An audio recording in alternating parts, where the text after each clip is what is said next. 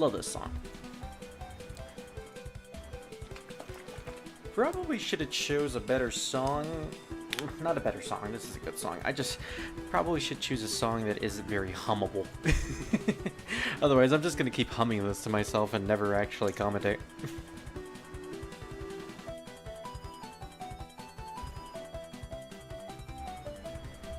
Alright. I think we're live. And before we start, let me just take a quick look at the poll that I just recently opened, and only 2 votes, which are choosing 2 different options. That is not good. I'm gonna have to send this to a friend that I know who will vote. Just in case.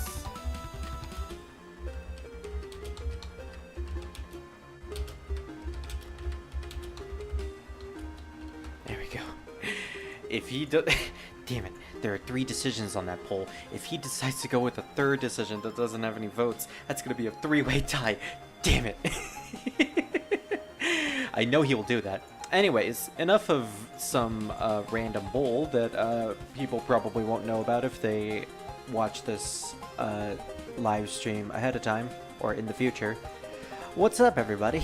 Spirit Rosewolf here, and today I finally have a day off from Final Fantasy XIV, which means I can do more streaming of other things. Today we're going to be finally doing what I said and promised I would do for March, and that is we're going to try to finish the rest of Perfect Memento and Strict Sense. Yep, this is part 22 of the Touhoustreams, and we're kind of just stuck on this book.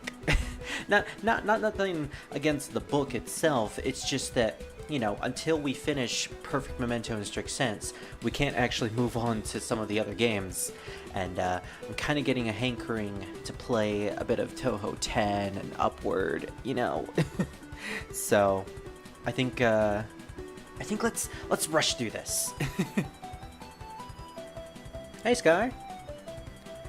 It's about time. I've been waiting for 10 years. I'm 50. Well, excuse me. Also, you're 50? Wow, you're much older than I thought you were. I thought you were younger than me. then does that make me like 60? In which case, nice. But that also means I'm like 20 years closer to my grave.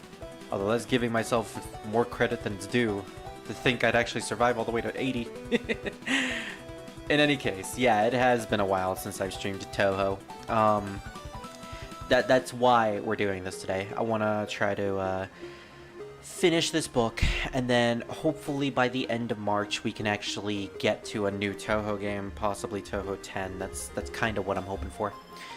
Alright, so without further ado, we have like a total of 2 to 3 hours with this certain stream, because after this I'm going to stream something else.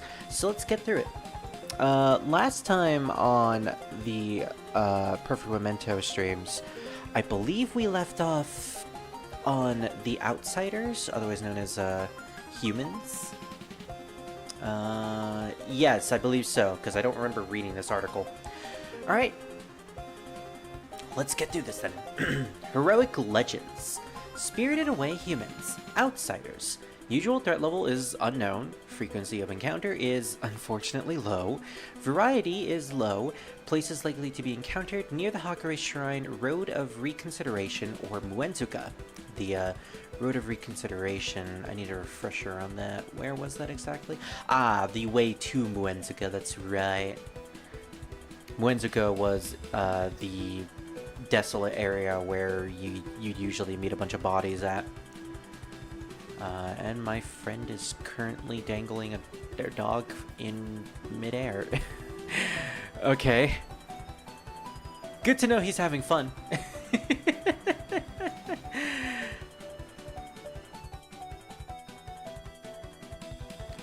Where were we? Right. So characteristics. They are humans that live in the outside world. While they come from the outside world and have different clothing, hairstyles, and speech patterns, there is no clearly defined difference from the people of Gensokyo. They're just normal humans. Most of these humans are in a state of panic, but it should be natural.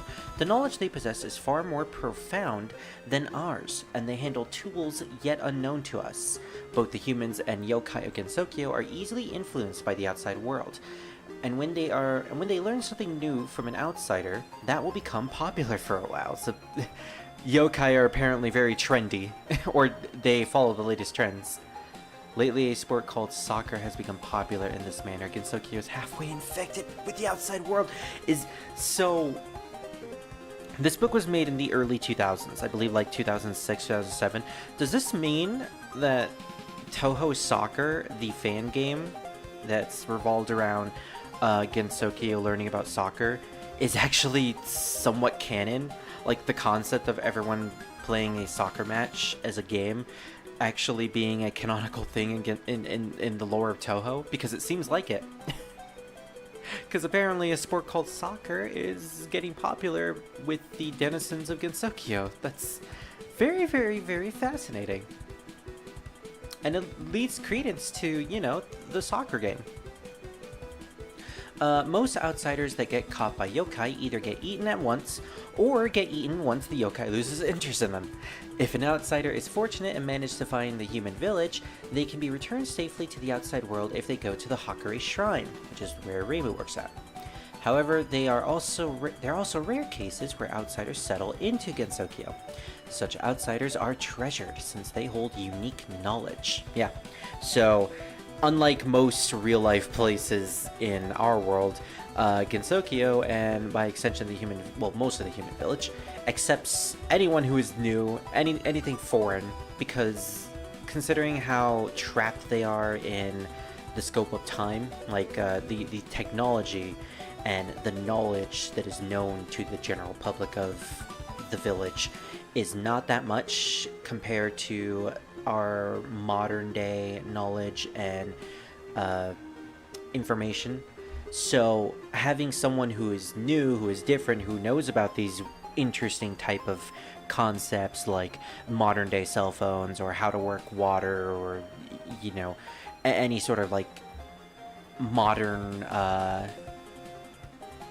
information, you are pretty much treasured in Gensokyo. You may not necessarily be pampered, but you are definitely a commodity. Common characteristics among outsiders. They immediately put a tool called a mobile phone to their ears, and after that, are at a loss as to what to do next. Perhaps this tool emits sinister sounds. Even if they see yokai, they will neither run nor fight. They are willing to become eaten. That's interesting. In spite of this, if they see a ghost, they'll run away at full speed, even though they are less dangerous than yokai. Even though, they hold little knowledge about the outside world. Despite using those tools, they know little of the theory and construction of them. The mobile phone is an example of this. Therefore, it is impossible to reproduce the tools of the outside world in Gensokyo. Regrettable indeed. Yeah, because a normal common human in society wouldn't exactly know how to construct a cell phone. That's only reserved for companies who know how to make them, you know, engineers of that sort. And an interesting fact about them not running away from yokai, they were willing to become eaten. Now, I can see that two ways. Either the humans are ignorant to the fact that something supernatural would exist, and they don't see the yokai as an actual monster or a dangerous threat. Or, and this is a theory that I've heard a lot, is that most of the humans who end up getting spirited away into Gensokyo are usually people who are either on the cusp of the end of their lives or very suicidal people, which is why most of them end up in Muenzuga, the area where humans go to die. So it's very interesting. And it also leads to the fact that, you know, Yukari usually spirits away either criminals, people who attempt to commit suicide, people who are no longer important to society as a whole. She brings all those people into Gensokyo so that they can become willing, or at the very least food that would not be missed in the outside world. Because if a bunch of missing people turn up, because if somehow in the outside world there are a bunch of missing people and these missing people are very important, then that would spur some sort of issue or complication in the outside world. Whereas if you're taking all of these quote-unquote undesirables, I don't like to say that, but you get what I mean. That's kind of the feel of this. It's disgusting. It's disgusting on a moral level, but that is just Touhou in general. Everything that happens in Gensokyo is incredibly disgusting and horrible and morbid, and there's not a damn thing you can do about it because that's just how the rules work. You live there to be used as a tool, and your life is meaningless unless you continue to stay ignorant. If you do not stay ignorant, you are murdered, and you are possibly eaten by everything. Speaking of the people that murder you, Reimu Hakure, the Shrine Maiden herself, who keeps the false paradise going.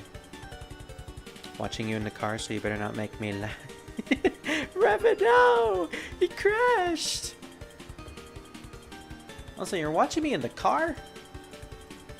You outside humans and your newfangled technology that allows you to do things that Gensokians can't.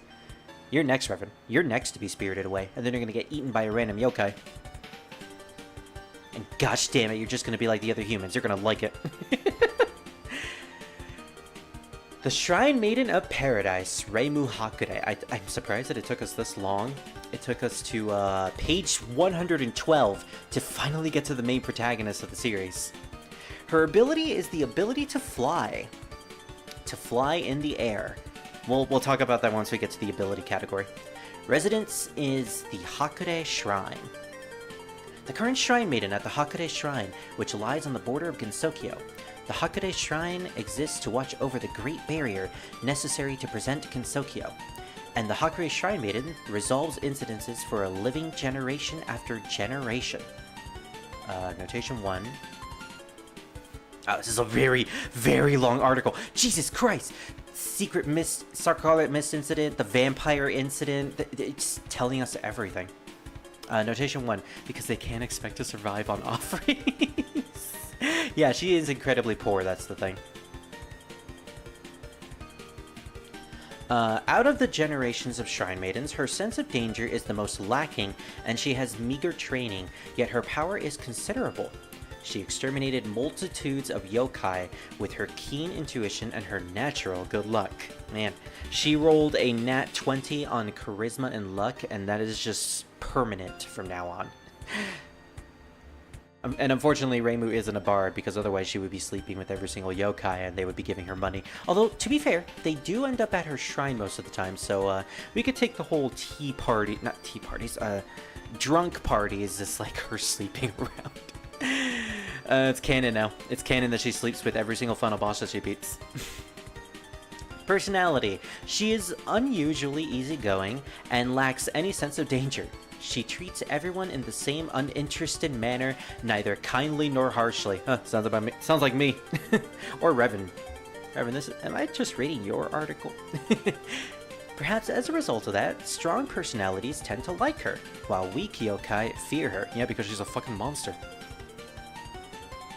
Well, a monster in battle, a monster in bed, you get my meaning. However, her opinion regarding yokai is that exterminating them on sight is her job. Quotation 1. The phrase is used again in this context in one of the mangas, chapter 25 of Forbidden Scroll. Oh, interesting. She exterminates them on the spot, doesn't even give them the time to explain themselves, which, to be fair, happens a lot in most of the games. In some of the final bosses against yokai, she just, her modus operandi is, you're about to explain your master plan of doing this? Fuck you, I'm just gonna shove my needle up your ass. You're dead. Jeez. You'd think that personality would be reserved for Marisa, but no, that's pretty much Reimu. And she's supposed to be the Shrine Maiden of Paradise. She's supposed to be nice. At least that's what most Shrine Maidens are in real life. Anyway, here comes the important thing. The ability.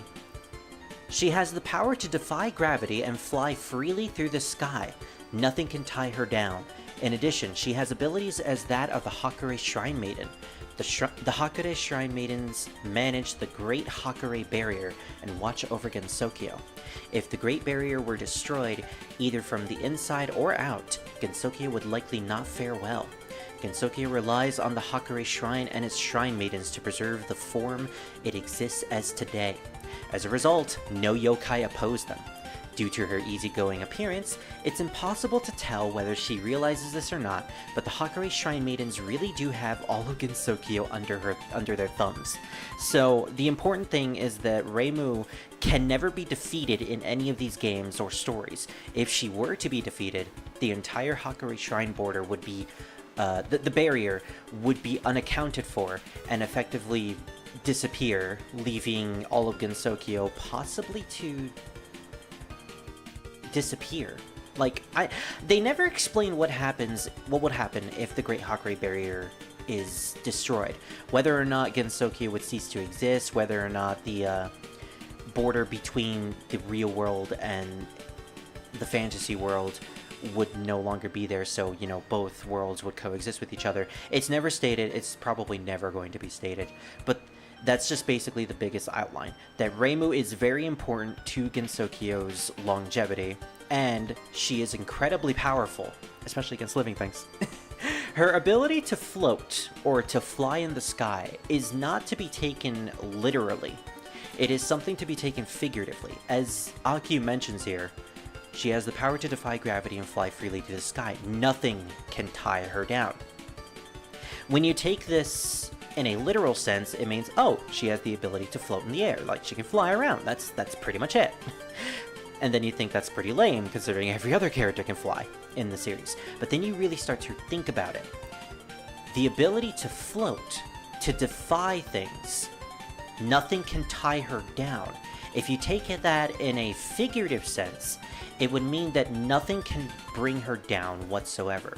Nothing can tie her, nothing can distract her, nothing can keep her from going about things. Reimu has this weird power where nothing can really affect her so long as she continues to float in a personality sense. So basically, as long as she is easygoing and free-spirited, as long as she doesn't care about things and doesn't allow anxiety or fear to cloud her judgment, she will never be affected by anything negative in her entire life, and neither will she undergo any sort of traps that people lay for her. She is one of the few people in the entire franchise who was able to negate Zanmu, the Touhou 19 villain's influence, and that woman could influence everyone. She had fate in her hands, and Reimu was the only one who could not be affected by it because her ability to float allowed her to be negated. It's a very interesting ability, and it's what makes her a very powerful protagonist.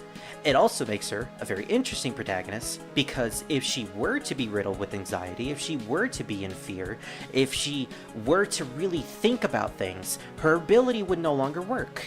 She would end up being defeated. She would end up losing. And that has happened a couple of times. She's not omnipotent.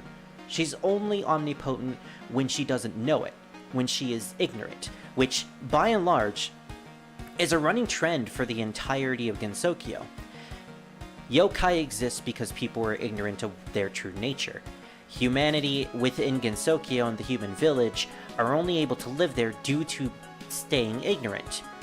People die when they learn the truth in Gensokyo. Reimu kills them once they learn the harsh reality that everything is horrible there.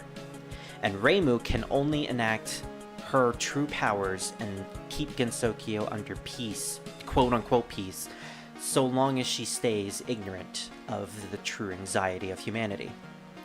And that, in my opinion, is a really cool concept.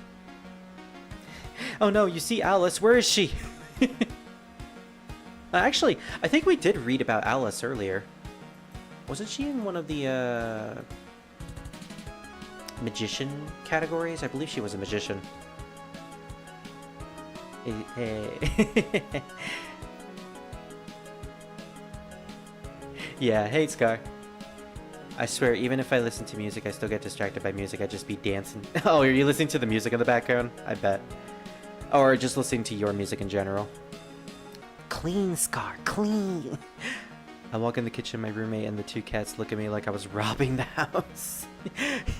Your cats are looking at your roommate and it's like, Daddy, what is he doing? They look like they're gonna cry. Yeah, Alice Margaret, there she is. She was in the magician category. Her and her dolls. She's adorable. Alright, spell card rules. Now this is one that I've been waiting for the longest time. This right here has very important lore that I've been meaning to explain for the longest time, but it's so intricate that I could not find a way to implement it in any of the live streams. So basically, spell cards are, you know, the things that people use in the gameplay in these shoot 'em up games. This, you know, they use giant spell cards to initiate big patterns with an HP bar that you need to get down to 0 in order to beat the pattern, and then they initiate another spell card. This is going to explain the in-lore reasons for why they use spell cards. Spell card rules. Without a way for any yokai to defeat the Hakure Shrine Maiden, many yokai felt that their meaning to exist had disappeared, but by taking some groundbreaking measures, she resolved this problem. That is, the introduction of the spell card rules. The spell card rules are dueling rules that allow both parties to show off their skills in a beautiful competition. The major points are: keynotes. 1. Spell cards are techniques specifically named by the individual, and they must be declared upon use. So basically, you're initiating like an anime attack. You yell out the name of your attack, like Fantasy Seal! Or actually, they have like signs at the beginning. So Spirit Sign, Fantasy Seal! That's one of Reimu's attacks.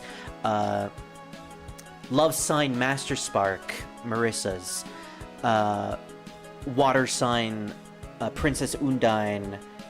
Suicide Doll, you get the picture. Border of Wave and Particles, something like that. Yeah, they all have their own spell card and spell card names, named by the individual themselves. Number 2, the number of each party's spell cards must be determined in advance of a duel. 3, the first party to have all their spell cards beaten must admit defeat. 4, the victor is entitled only to what was agreed upon before the duel. If they're not interested in what their opponent has to offer, they can refuse the duel. 5. Winners should generally allow losers a rematch. And 6. Always prepare for the unexpected.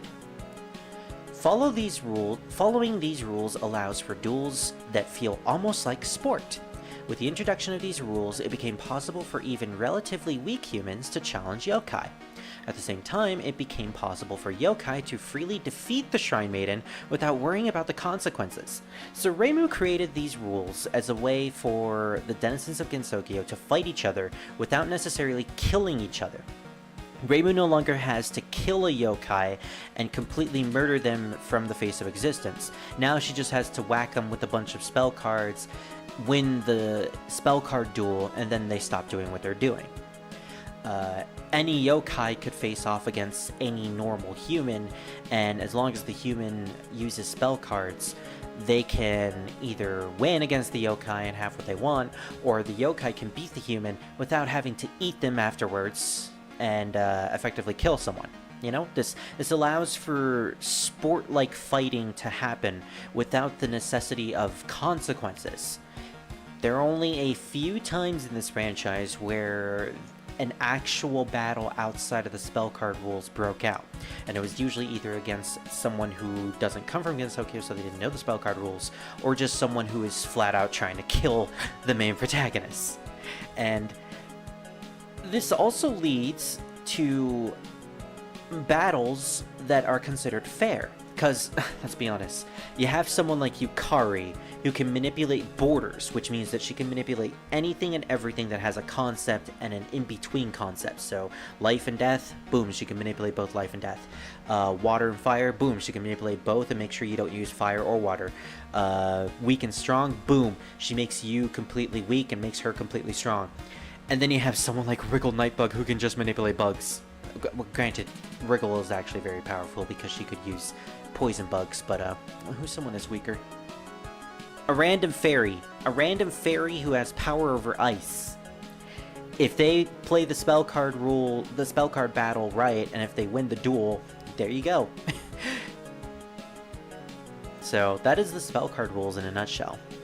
And as long as your ability can be translated into a spell card battle, you are able to use that ability. If it can't, then it is forbidden to use that ability. Like, let's say Yuyuko, who has the ability to enact death on anybody. She can just kill someone with just a single word.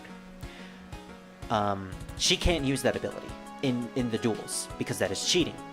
So her ability is out, but then you have someone like Cherno who can freeze stuff, so that ability can be used in spell card duels. It's very interesting when you try to think about the logistics of these battles. Spirit rolling Alice. Jack Frost is here to help. I'm in the wrong role. Revan, how the hell did you get isekai'd into Shin Megami Tensei? Touhou Alice with SMT. Has there ever been anything involving Alice and SMT? Oh look! Look at that! It's Touhou Alice and Shin Megami Tensei Alice. That's cute. And there they are again. Wow, there's apparently a lot of artwork of these two, actually. No, I'm actually not surprised that a lot of Touhou fans are into SMT. They're both Japanese products, after all. Oh, there's the Shin Megami Tensei Touhou fan game. Anything else that's interesting? I mean, there's Alice's artwork from the fighting games. There's Alice with the doll that kind of looks like she's just holding a toothbrush. I don't know why it looks like she's holding a toothbrush. There's young Alice from Touhou, older Alice from Touhou, Alice from Shin Megami Tensei, and I think that's supposed to be the Vocaloid Alice? Even though it looks like Miku. Oh yeah, look at that! Jack Frost with Rumia and Cherno from Touhou. My gosh. It looks like they're just trying to sell you something. They're trying to sell us something, watch out. Hey yo. Hey yo! Cherno. Jack Frost is Cherno. He-ho, it's Cherno. I'm definitely saving that. There we go. Nice. Okay. Going back to actual stuff again. And I sent you something, you need to see it. It's a doge. Let me see your doge. Oh my gosh, it's the doge! I saw the doge earlier, and I see the burb as well. It's a cute burb, Revan. It's a very, very cute burb.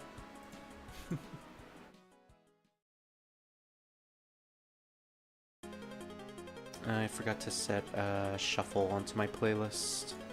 There we go.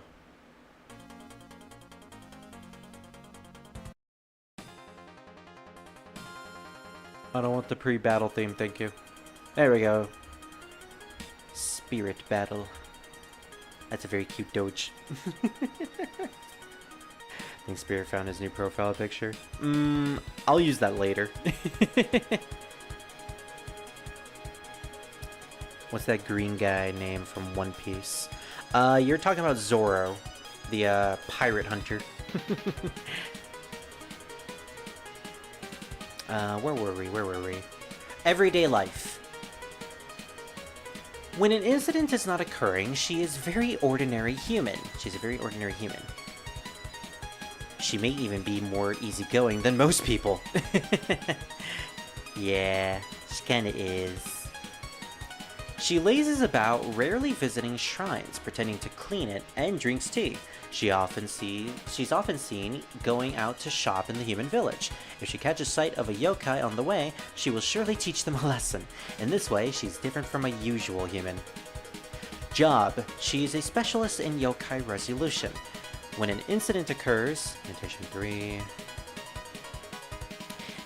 quote-unquote incident means a phenomenon that affects all of Gensokyo and is of unknown cause. Typically, this is due to some yokai's whimsy or the doings of a newcomer. Yeah, incident is basically used for a big land-scale issue that someone needs to solve.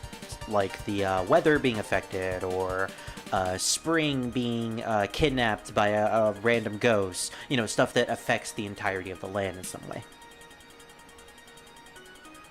I gotta go. Got finished cleaning up. All right, Scar. Good luck out there.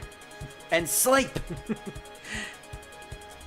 Although the Hakurei Shrine... Oh, her carefree attitude vanishes when an incident occurs, and she immediately investigates to resolve whatever matter is at hand.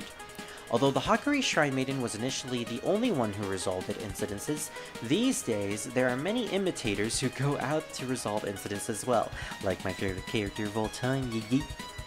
The Shrine Maiden seen from the outside world. Huh.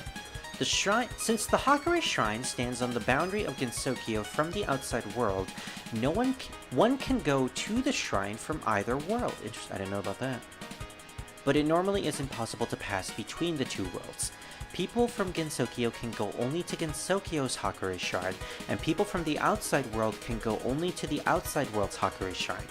It is said that the Hakurei Shrine seen from the outside is a desolate, uninhabited shrine which no one visits. Before the Great Boundary was created, the shrine was not as empty as it is now, but it was also not built up to the same scale as the Gensokyo one, which the Gensokyo one is kind of small, to be honest. It's said that the Hakurei Shrine in the outside world has mostly been abandoned since the boundary was created. I wonder, is there an actual real-life Hakurei Shrine? Because when they talk about the outside world, they mean our world.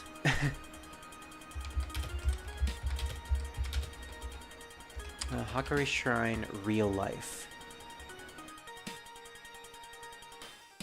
Huh. Apparently there's a real life location? No, that's just a... this might be our best bet here. The real Hakurei Shrine. Fascinating. Yeah, I'll definitely have to do some more research later, but apparently there seems to be a Hakurei Shrine in real life somewhere. Or at the very least, something that's based off of it. Alright, insolent foods. Incident resolution cases. This is going to go through all the cases that Reimu has solved in the main games. Scarlet Mist Incident. The incident when all of Gensokyo was covered by a red mist, and the light of the day could not reach the ground. This was caused by Remilia Scarlet, the vampire. She disliked the light of the sun and covered Gensokyo in mist. At this time, it is said that Reimu went to the Scarlet Devil Mansion alone and resolved it quite forcefully. She also went with Marisa Kirisame in my canon. That's the place where Marisa Kirisame said that she was delicious, so... Stop trying to diss my waifu, Aku. Once the perpetrator came to light, the Scarlet Devil Mansion instantly became infamous. Yeah, a mansion that is filled with vampires and witches. And apparently a bunch of chupacabras acting as maids. That was the incident in Touhou 6. Until I guess this is going to be Touhou 7, because it's the spring snow incident. The incident when it continued snowing even after winter ended and spring came, and the flowers did not bloom. The details of this incident are not widely known. According to her, the perpetrator was in the netherworld, then taught her a lesson and resolved things somehow. So I guess no one told Aku about the full story? Although no relationship between the netherworld and the long winter has been proven, it's true that she noticed something most people didn't, saying, "Didn't you see that cherry petals were blowing from the netherworld?" I guess no one's really gonna know the truth about that story. Alright, now for Touhou 8. The Eternal Night Incident. Probably the biggest incident. In this incident, night lasted for an extended period of time and dawn did not come for a while. Although she claims that she also saw this incident, if no one asks her about the cause or the perpetrator, she'll only respond with ambiguous answers. Oh, if one asks her about it, she'll only respond with ambiguous answers. It's an incident with many mysteries and no records of the details. So this pretty much proves my speculation that Aku doesn't actually know anything about the Lunarians, the people who caused the Eternal Night incident, because the Lunarians who are hanging out in Iente, Kaguya and Princess Kaguya and Eren both used a spell that would seal the passageway between the moon and Earth, so that the Lunarians wouldn't come and try to kidnap Princess Kaguya and their pet bunny Eren. Or, pet bunny Eren. No, Eren isn't the bunny. Raisin is the bunny. But yeah, during Raisin's article, Aku made no mention about her being a Lunarian, and did mention that she was very mysterious, that Raisin is a very mysterious bunny. So I'm thinking that no one told her about this so that she wouldn't put it in the article in her Gensokyo Chronicles. I guess the knowledge of Lunarians living so close to the village and a bunch of yokai would probably cause some sort of alarm. So I think it's fair that this information is public in the actual world itself. Anyways, Great Barrier Incident of 60 years. The Great Barrier is composed of a stable boundary said to be one between fantasy and non-fantasy, but it is known that once every 60 years, it undergoes a period of weakening. Recently, the second period of this cycle occurred, and a number of smaller incidences sprang up around Gensokyo. This is the sort of incident that would resolve itself somehow if left alone, but it seems that she was ignorant of this fact and set out to resolve it as usual. So yeah, in Touhou 9, the events of Touhou 9, Reimu decided to solve this flower incident, and the flower incident was caused by a numerous amount of ghosts coming from the outside world in 2005 and possessing the surrounding area of the surrounding flowers in the area of Gensokyo. Reimu thought this was some sort of instigation to some sort of bigger ploy, but you know, she was told by the Yama, the judge of the Netherworld, or judge of the afterlife, that no, this is just an incident that happens every 60 years when the cycles repeat itself, the cycle of the seasons and all that. And it just so happened that in 2005, an unfortunate incident happened in the real world that caused a numerous amount of people to die. I don't remember if it was the tsunamis or anything like that in Japan, but that was also an explanation for why it happens every 60 years, because 2005, it was the natural incident. In 1945, I believe, 46, it was World War II, if I remember correctly. It was either World War II or the bombing of nuclear testing. Either way, that's the explanation for the 60-year incident. And finally, the vampire incident, which is also a very interesting thing to talk about. Originally, attacking humans was the point of yokai's existence, but since the erection... I'm a child. But since the erection of the Great Barrier, it's become difficult for them to do so. And they've had to find sources of food outside their normal choices. Consequently, the collective willpower of the yokai began to fall. It was into this situation that a powerful yokai from outside, a vampire, appeared and quickly amassed a great number of subordinates. In the end, the vampire was defeated through the Did this song replay again? Really? There we go. Tabula Rasa, I love this song. In the end, it was into this, where did I leave off at? It was into this situation that a more powerful yokai from the outside, a vampire, appeared and quickly amassed a great number of subordinates. In the end, the vampire was defeated through the efforts of the most powerful yokai, and a settlement was reached through a contract that placed a number of prohibitions on the vampire's activities. Some of the more willful yokai found these terms distasteful and entered into a discussion with the Hakure Shrine Maiden. The Shrine Maiden, who was also tiring of an uneventful lifestyle, agreed to the yokai's point of view that some battles were necessary. The result of this were the spell card rules, which allowed duelists to seemingly stake their lives in individual combat. Quote number 4. It appears various other rules were also considered, but as the beauty and volume of Danmaku especially appealed to the yokai and women, they aren't as popular. Yeah, it's all about beautiful patterns and all that. It is said that the Rauschus Scarlet Mist incident caused by that vampire was the first time the spellcard rules were put to use. Since then, various incidences have occurred with moderate frequency that have had no lasting effects.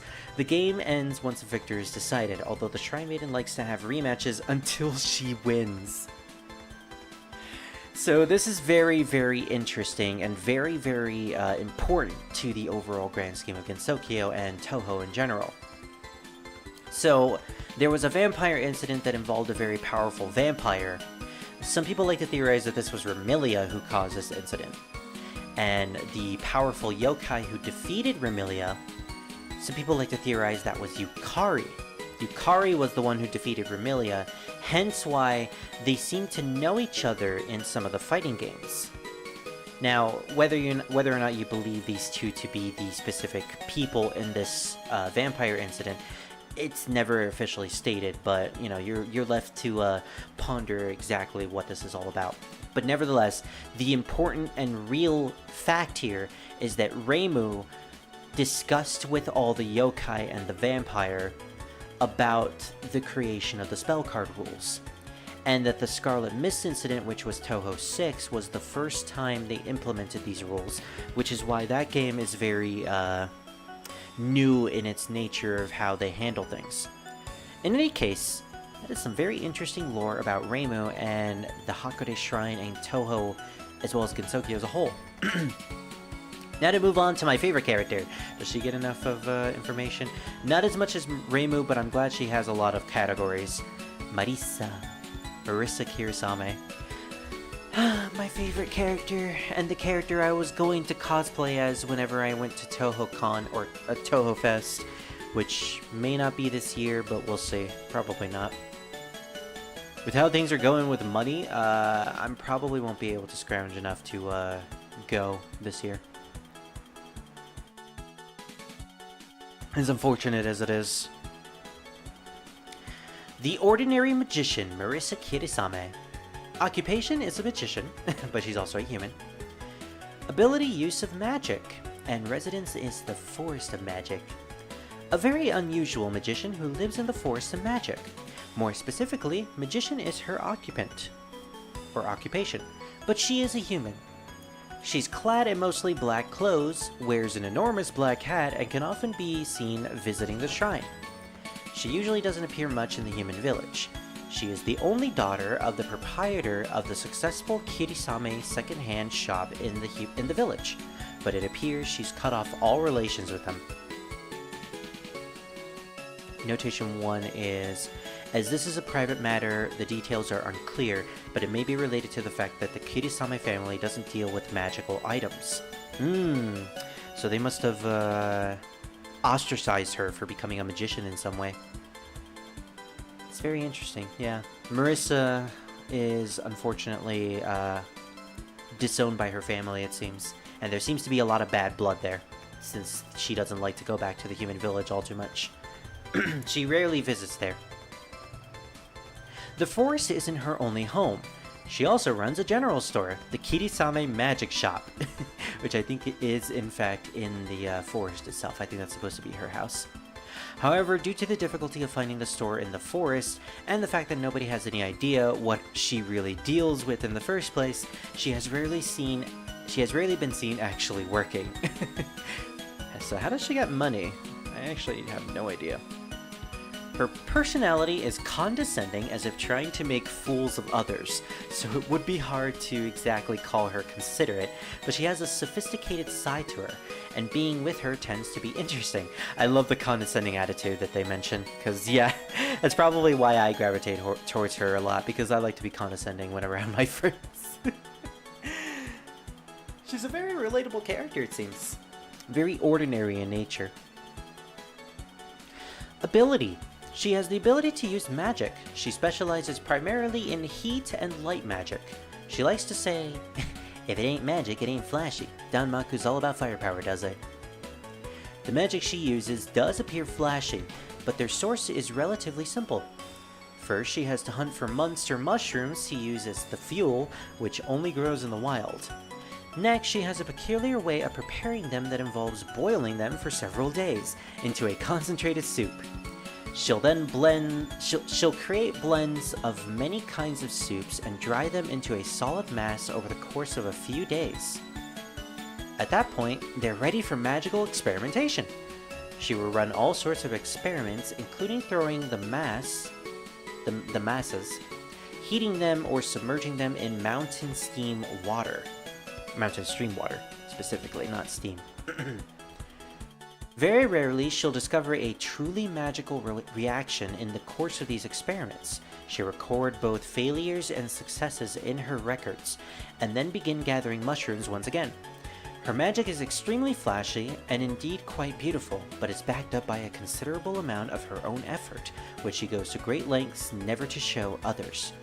In other words, it's not unlike a gigantic fireworks show. Very true, very true. Still, it's quite unusual for a human to be able to use magic to this extent. She says this is also due to the effects of the force of magic. Quote 2. It's possible that in the future she may become a yokai magician, which is something that is very frowned upon by Gensokyo as a whole. If you somehow find a way to become a yokai through magical means, you're considered expendable. So there's this running theory that one day Marisa will become a yokai magician, and Reimu will most likely have to put an end to her. It's been mentioned multiple times, especially during that one comic where Reimu had to kill the fortune teller because he became a yokai. Unneedless killing is... What did Reimu say? I don't particularly mind a needless killing. So, if she has to one day kill one of her best friends, Reimu probably would do it, if it was for the good of Gensokyo.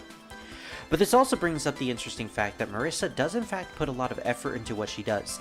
Despite her acting like she's very lax and condescending in nature, she's actually very hardworking in what she wants to do. She puts a lot of work into her hobbies, and she tries to make the most out of any sort of progress that she makes. But she also doesn't like to show people the amount of progress that she does.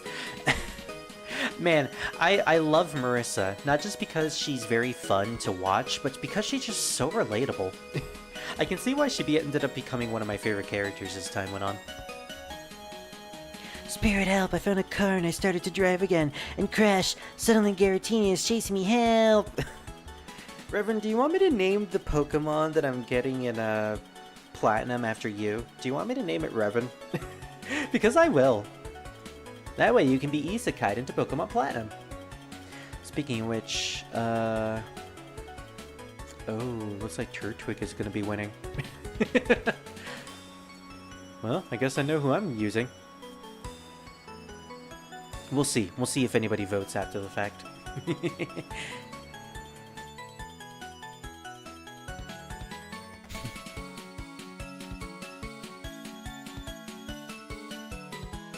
Looks like Druid's doing well at the moment.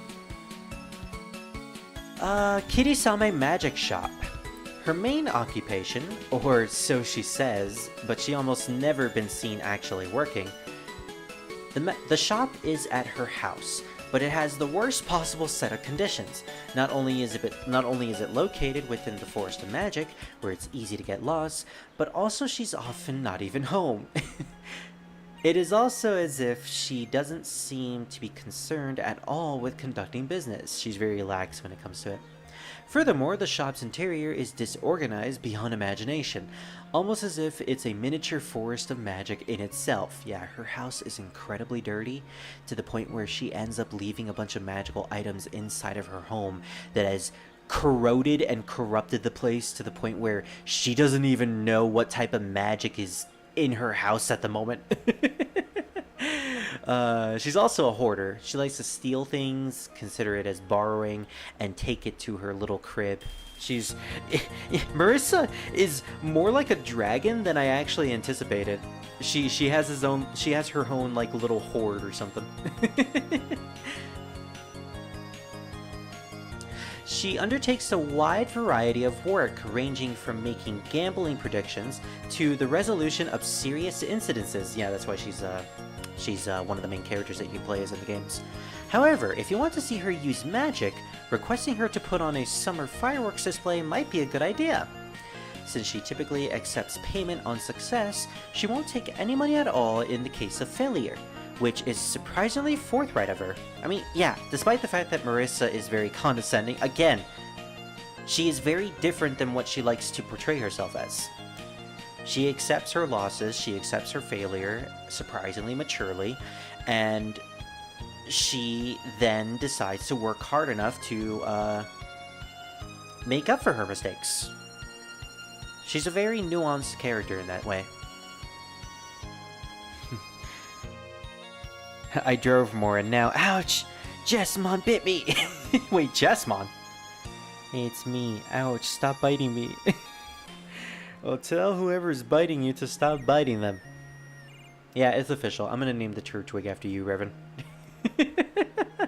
Now, if only I could mod the game and turn Turtwig purple. That would be fun.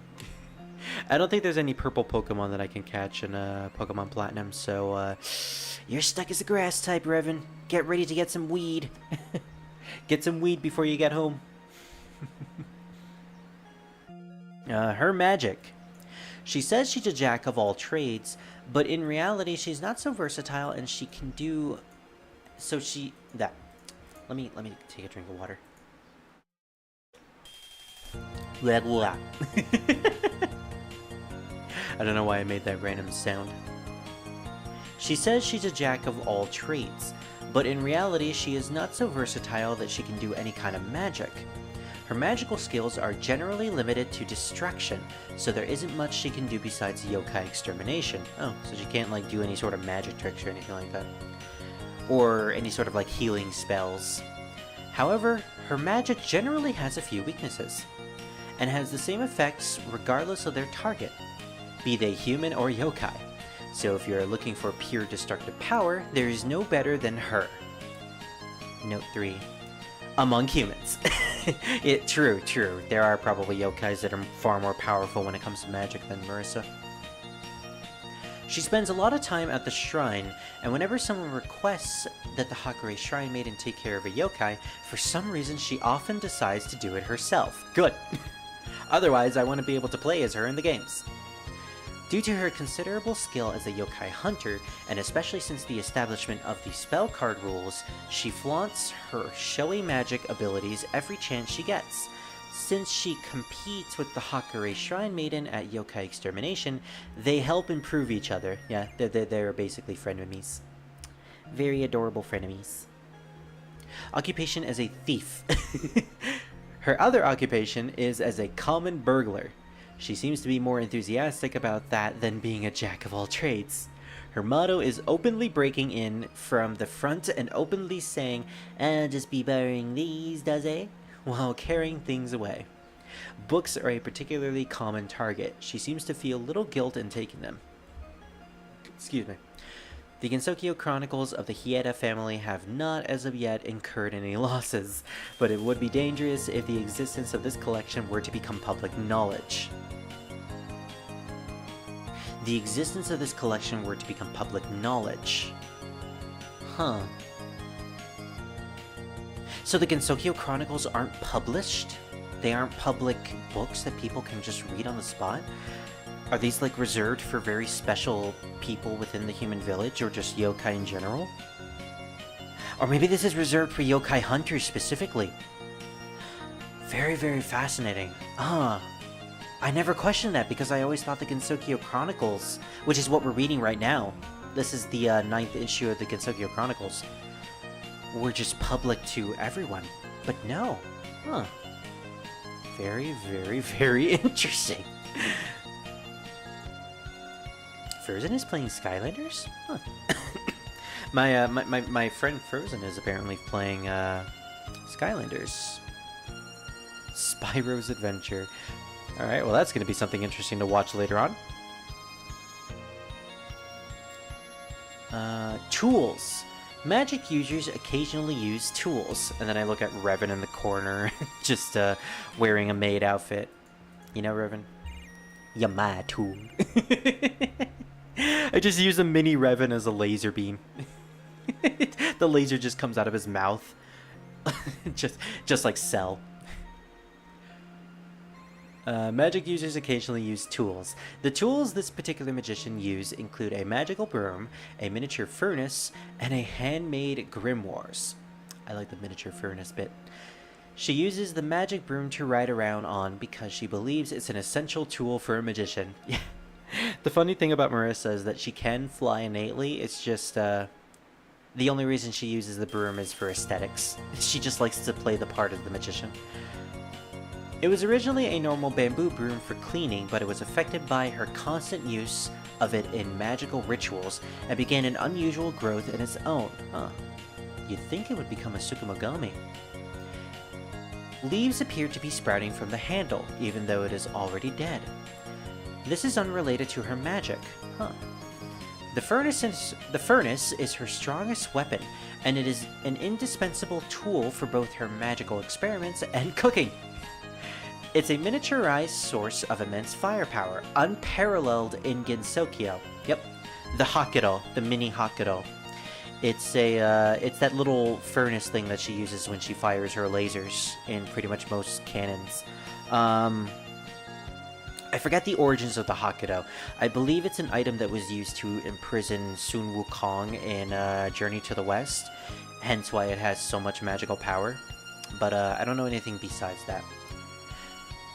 And Marisa was actually given the mini Hakudo by another character known as Renosuke, which I think we'll get into later, because I think he has his own article here. Also, I like the fact that she uses it for cooking, because it's a heat-inducing furnace. Fueled by magical power, she is able to adjust it freely from a gentle flame for simmering pots overnight to a blaze powerful enough to cause bushfires. However, it's not an item of her making. It was created by Korindo. Korindo is the name of Renosuke, the guy who's in charge of the Korindo shop. Again, we'll get into later. The grimoires are a careful recording of the results of all of her magical experiments, regardless of their outcome.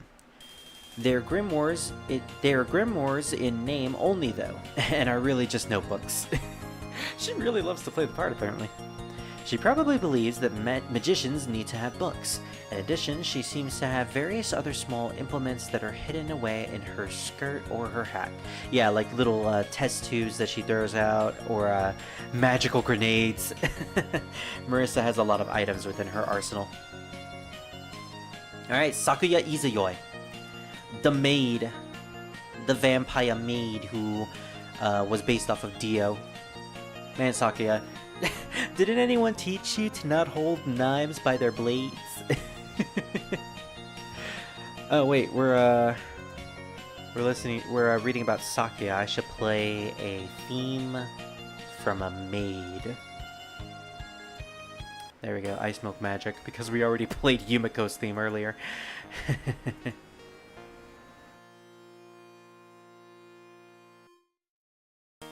Alright. Maid of the Scarlet Devil Mansion, Sakuya Izayoi. Occupation, maid. Ability, manipulation of time. Residence, Scarlet Devil Mansion. The live-in maid at the Scarlet Devil Mansion. The only human who lives in the house where the devils dwell. The leader of the maids. The leader of the maids. Sounds so metal for some reason. A mysterious girl who works in a place that normal humans don't dare approach. Nobody has ever seen her before she started working at the mansion.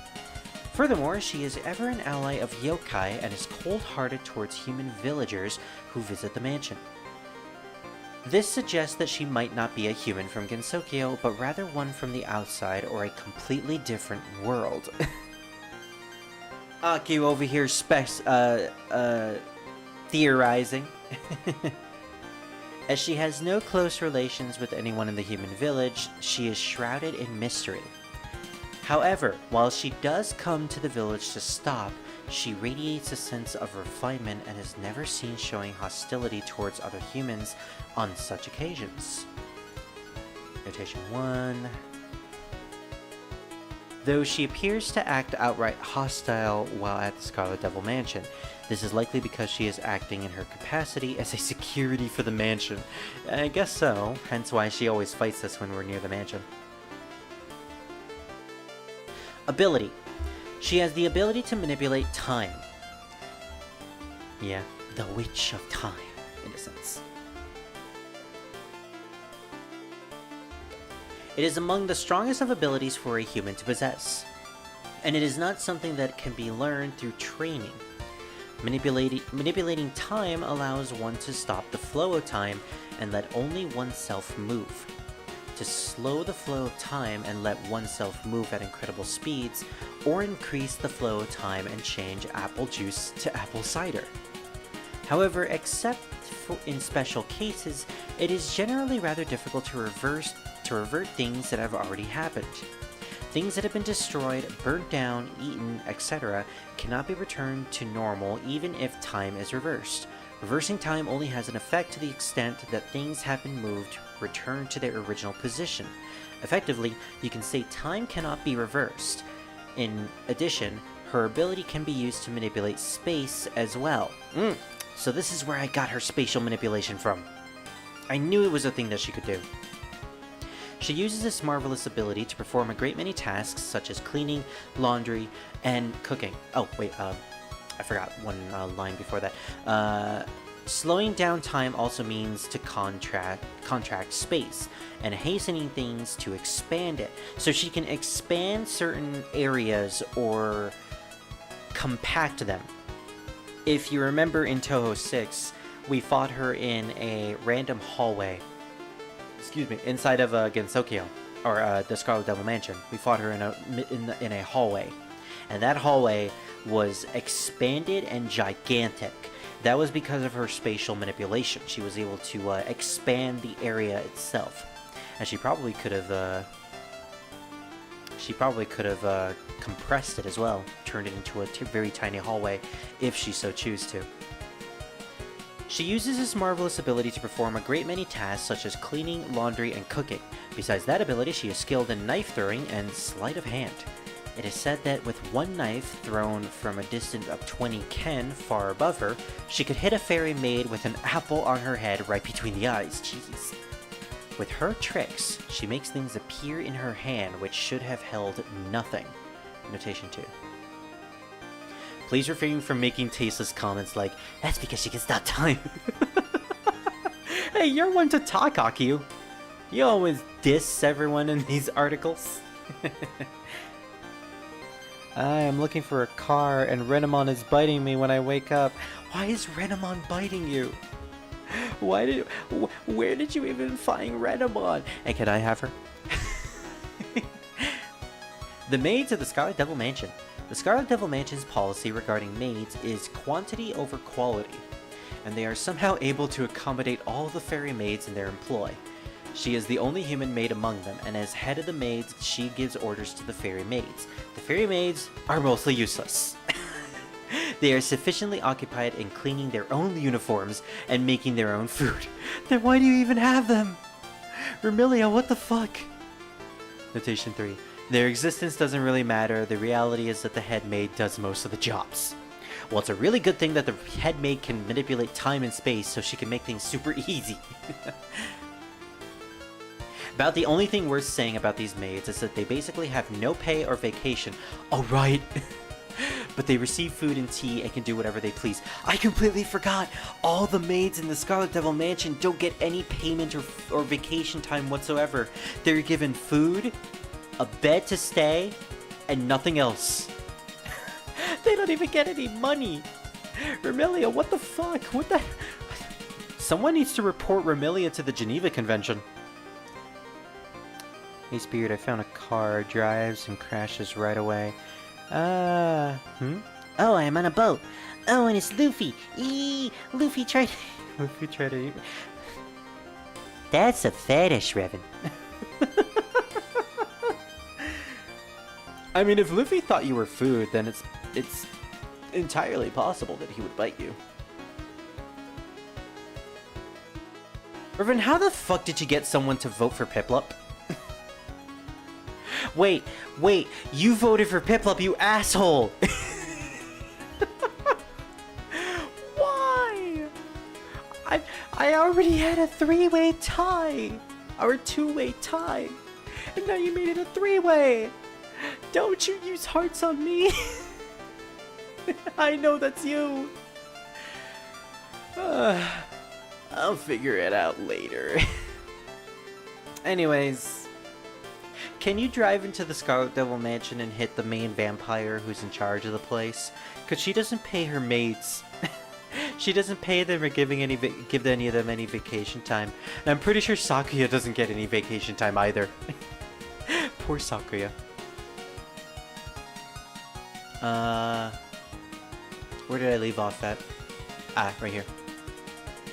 No pay and vacation time, and can do whatever else they please. They are free to leave and regain their posts as well. Wow, it's almost like they don't even have a job.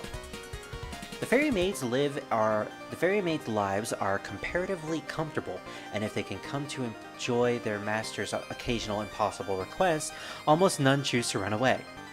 In contrast, the chief maid's job is severe, as her duties include cleaning the labyrinthine interior of the mansion, taking care of its selfish master, managing the useless maids, going out to buy supplies in the human village, and making pointlessly extravagant meals. She has no time to rest. It would be impossible to do all this work alone without being able to stop time.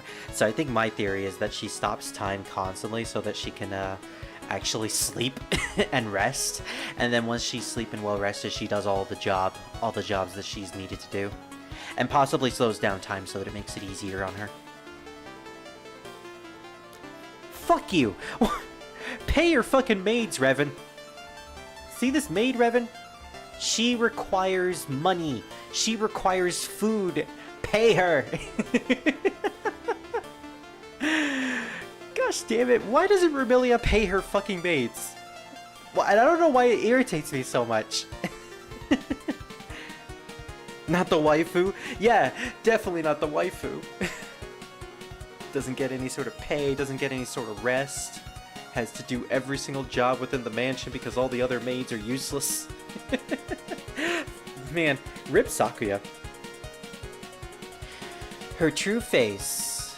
Okay. Since the maids at the Scarlet Devil Mansion receive no time off, they have no private lives. Thus, her real character is not well known. Oh, she doesn't even have a private life. It is unknown why she works in the house where devils dwell, and why the vampires trust her. It appears that she is not being forced to work by the vampires. She seems to possess a certain degree of influence in the Scarlet Devil Mansion, enough to even sometimes give orders to the vampires. Yeah, because as we established earlier, Sakuya and Remilia, Sakuya the maid and Remilia the master, sometimes acts like a babysitter and a child, the babysitter being the maid. Which is weird because Remilia is supposed to be like 500 plus years old, so she is technically older than Sakuya. But I guess it's just a different personality. It's the rambunctious, sassy personality that the vampire has that just makes her, the type of person that Sakuya apparently has to babysit.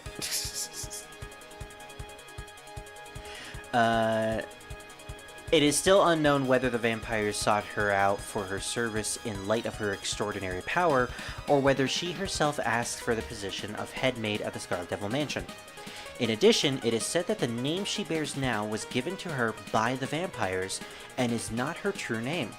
According to one theory, she was a vampire hunter from the outside world or another world. Notation 4. For example, the netherworld, Higan, or the moon capital. Interesting that they mentioned the moon capital. And followed the vampires into the Scarlet Devil Mansion to try to slay them, but was defeated instead. The reason behind this theory is that the silver knives she wields are those used for slaying vampires, and also because the abilities the vampires possess. She had left for a remote location to train in slaying vampires. While she had training by defeating smaller demons, she had never tried her hands at fighting a vampire. However, she had great confidence in her powers, and, thinking she would be able to defeat a weakened vampire easily herself, set out on a journey to slay vampires. Then, once she reached the Scarlet Devil Mansion, she saw the vampires were there, who looked so young, but was surprisingly strong, and was easily defeated instead. The vampire, wanting Sakuya's power for herself, spared her and gave her a new name, which also gave her a completely opposite fate. Yes, because Remilia has the ability to manipulate fate. From name analysis, fortune telling. Later, the Scarlet Devil Mansion relocated to Gensokyo, but she felt it clashed with the odd environment here. Notation 6. She already had made a strong contract with the vampires. Please see the section on vampires for more information. Yep. The vampire incident. So, at first, she felt resistance against both the vampires and the humans of Gensokyo. However, upon seeing the vampire whom she herself couldn't defeat be beaten easily by a human from Gensokyo, and that they both got along as if nothing had ever happened afterwards, she slowly began to open up. Nowadays, as if she's had some kind of epiphany, while she still allies herself with the vampires, she has been more proactive in engaging with humans. However, it's possible that the vampire who manipulates fate planned for everything to be this way from the beginning. What do you think of that theory? So yeah, everything that she literally just said was a theory. Akyu, the chronicler who is writing this book, really does like to presume a lot when it comes to these articles. Like, need I remind everybody of the Wriggle article, where the only thing she talked about when it came to Wriggle is just how much she hates bugs, how much Akyu hates bugs. And here we have like this whole section of Akyu just talking about a random theory of Sakuya's backstory, which may or may not be true. It's probably not true, although considering the fact that her name is Sakuya, and Akyu did mention that she might be from the moon capital, aka the lunar capital, and Sakuya is another word for Luna, or the moon. Very interesting connection there. Also, I should bring this up that in Touhou 8, I mentioned this in the Touhou 8 stream, but for some reason Zune tried to have this weird plotline that Eren, one of the Lunarians, who was protecting Princess Kaguya, knew Sakuya, and they apparently had some sort of a connection, but that was never addressed and was dropped completely. So, Sakuya is a very mysterious character.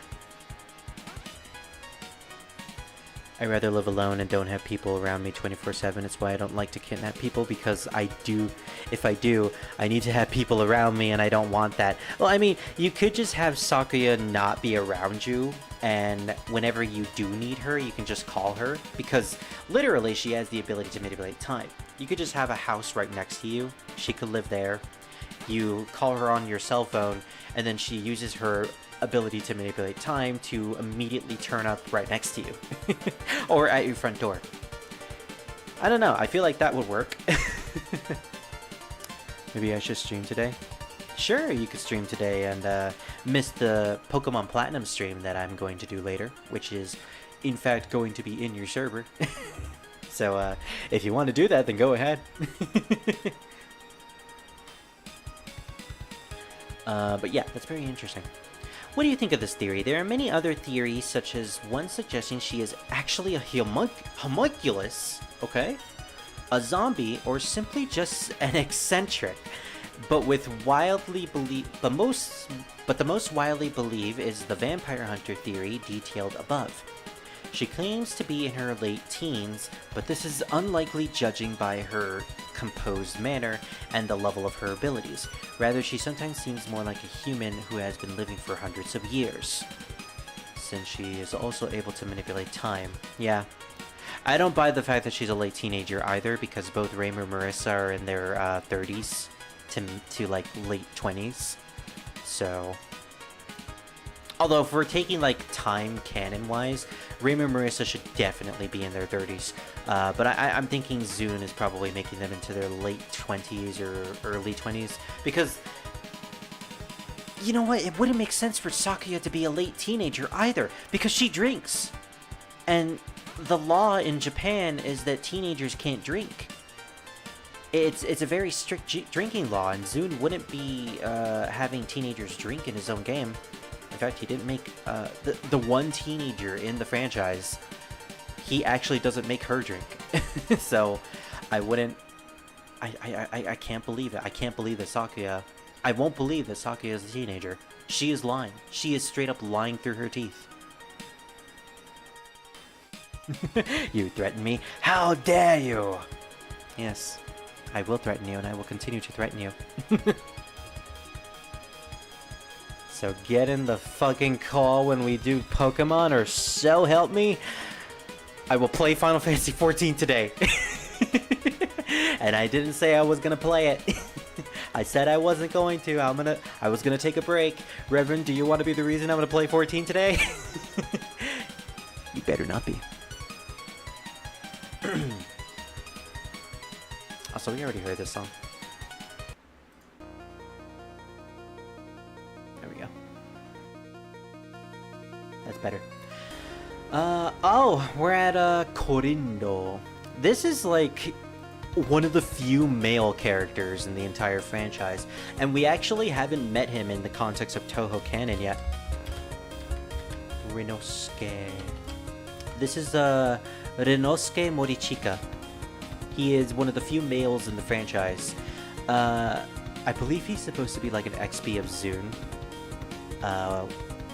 And he's the owner of the Korindo shop, a shop that specifically sells a bunch of items that came from the outside world, such as a GameCube, or a microwave, or a CRT television. He usually has those things. He is a character from... what is it called? I don't remember what it's called, but basically Zune releases a bunch of written material in a magazine that details stories narrated by Rinosuke. Basically, the stories involve him in his magic shop, talking about politics and world theories to other Touhou characters. And he has this deep connection with Marisa, apparently. Also, because he's like the only male character, everyone draws him really buff and really hot. They also ship him with everyone because, again, only male character. It's also really funny when he's drawn with random household objects because, you know, he usually has a shop full of this type of stuff. So he hence this picture of him with a fidget spinner. Or this picture of Marisa stealing something and Rinosuke is just looking at him. Or looking at her. Also he smokes. He smokes a lot, apparently. Very interesting character. And please play Banana Nanasha. I don't know what song that is, Reverend. No, I don't play Pokemon. Well, you will. Anyways, store owner of Korindo, Rinosuke Morichika. Occupation, antique store shopkeeper. His ability is learning the name and utility of an item, and the residence is of Korindo, the magic shop. He is the owner of Korindo, an antique store established at the entrance of the Forest of Magic. He is Korindo's sole employee. He is not exactly human, but rather a half-human, half-yokai. They never explain how this works. Is his mother or his father a yokai who ended up with a human? Is he just a mutant? Was he born this way? Did he eventually become a half-yokai through some sort of mystical item? They never explain any of this. Even though his lifespan is longer than those of normal humans, he is not very strong due to his lack of training. He previously worked at an antique store owned by the Kirisames, which is Marisa's family, but he started a store on his own, believing that in order to make the most of his ability, he needed to deal with items that nobody knew how to use, not just common goods. Items that nobody knew how to use. In other words, items from the outside world. Like a GameCube or a Game Boy. Right, there was a story about Rinosuke where he found a Game Boy. And the thing about Rinosuke is that his ability allows him to know the purpose of an item. But unfortunately, he doesn't exactly understand certain purposes. So when he used his ability to figure out what the Game Boy was, he assumed it was like a doomsday device. Where if you try to activate it, it will destroy the world. And so he was like super afraid of ever touching the Game Boy. And when Yukari came in to turn it on, Rinosuke just like completely lost it and was screaming. But Yukari was like, dude, it's just a game console. You turn it on and you play it. Oh. He's a very funny character. Can you play row your boat? Unfortunately, I think that might get me copyrighted. Although he is very knowledgeable, he is prone to pondering by himself and not leaving the shop, as well as being cold even towards customers. And by any standard, this is not a personality suited for conducting businesses. Yeah, he's very harsh. He's kind of like a Rivers. Ability. He has the ability to perceive the name and the purpose of an item. Even if it's an object he has never seen before, just by looking at it, its name comes to his mind. And just by saying this name, he can imagine what the object's purpose is. Although this is an extremely suitable ability for an antique dealer, it does have one fatal weakness. He is unable to determine how to use an item. Okay, that's the explanation. Because of that, you must find out for yourself how to make use of most items obtained at Korindo.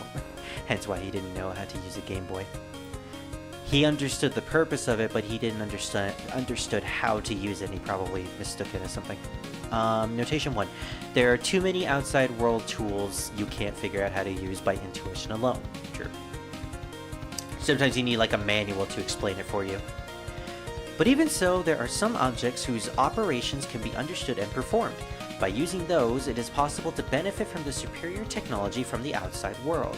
But he refuses to sell most of the usable items, and why does he even own a shop to begin with? Basically, he is the only one benefiting from the technology of the outside world. Even though there's hardly a shop owner more unsuited to business, Korindo is still the only shop that deals with items from the outside world, and because of this, it has its regular customers. No! Don't play the Game Boy, Revan! No! It's a song written by a dead person. Stupid YouTube. Unfortunately, that's what happens. Revan flatlined! Quick! Use the Game Boy to bring him back to life! And then I throw the Game Boy at him and he explodes. Korindo. Just beside the Forest of Magic, there is a disheveled and unslightly foreign-style building. That is Korindo. Rather than daily necessities, this shop deals in tools from the outside world, yokai items, and netherworld articles. At Korindo, neither human nor yokai are ever refused, so anyone can visit. A great number of items are arranged haphazardly within the store, only comparable to a warehouse. Since you wouldn't know what any of the items are used for, if something interests you, all you can do is inquire the shop owner about it. There is no price listed and no way to know the market value, so buyer beware. There is a large storeroom behind the store, and most of the items lying there are not for sale. Refusing to sell anything he finds useful or interesting makes one wonder if he really has any business spirit at all. One of the features of Korindo and its owner. He has none. Apparently Aku just knows him too well. So fun fact, I actually have a character who is based off of Renosuke and Korindo as a whole. It's a Jack Frost who's going to be a antique store seller in one of my comics that I'm working on. And he's going to... He pretty much is just Renosuke. He sells a bunch of antique items. He tries to have a good business but isn't really good at it. He constantly spaces out every single day prophesizing about like politics and world issues as well as theories about the universe. And he's also like part chronicler too. So look forward to that when I eventually finish that comic, maybe one day in like 2 years or something. News reporter. Revan Fox was killed by YouTube after he called them stupid. YouTube poisoned his drink. Oh. Too soon, Revan. Too soon about mentioning poison. I just got past that Final Fantasy chapter where that character got poisoned. I'm not gonna spoil who got poisoned, but by gosh, that actually made me cry. You opened up some deep wounds, Revan. Deep wounds that I haven't really adjusted to yet. Common merchandise at Korindo. Oh, we're gonna get into the stuff. Heater. Even if you visit during winter, it's warm inside Korindo, to the extent that it's not just warm, but hot. And that's thanks to this heater. But given that its fuel is hard to attain, it would not be useful even if you bought it. Citation 3. Just where does he get his fuel? Personal computer. A Shikigami from the outside world. I like how they call it a Shikigami. Hey Reverend, did you know that our PCs are literally just slave animals to us that we can just program to do whatever we please? In the context of Touhou, that's pretty much what they are. As Shikigami are weak against water, computers are weak against it too. It is said that given a simple order, they can gather information in an instant. They come in a variety of shapes, however, not even the shop owner has successfully used one. To be frank, simply buying one would be useless. Yeah, because there's no internet in Gensokyo. Talk later, see ya. Alrighty, Reverend, see ya later for Pokemon if you want to or not, I don't really care. It's not that I like you or anything, Baka. Cellular phone. Those are said to make it possible to converse with others from far away. The newer versions supposedly even allow one to communicate with one's ancestors in the netherworld. However, those two have not been successfully used as of yet.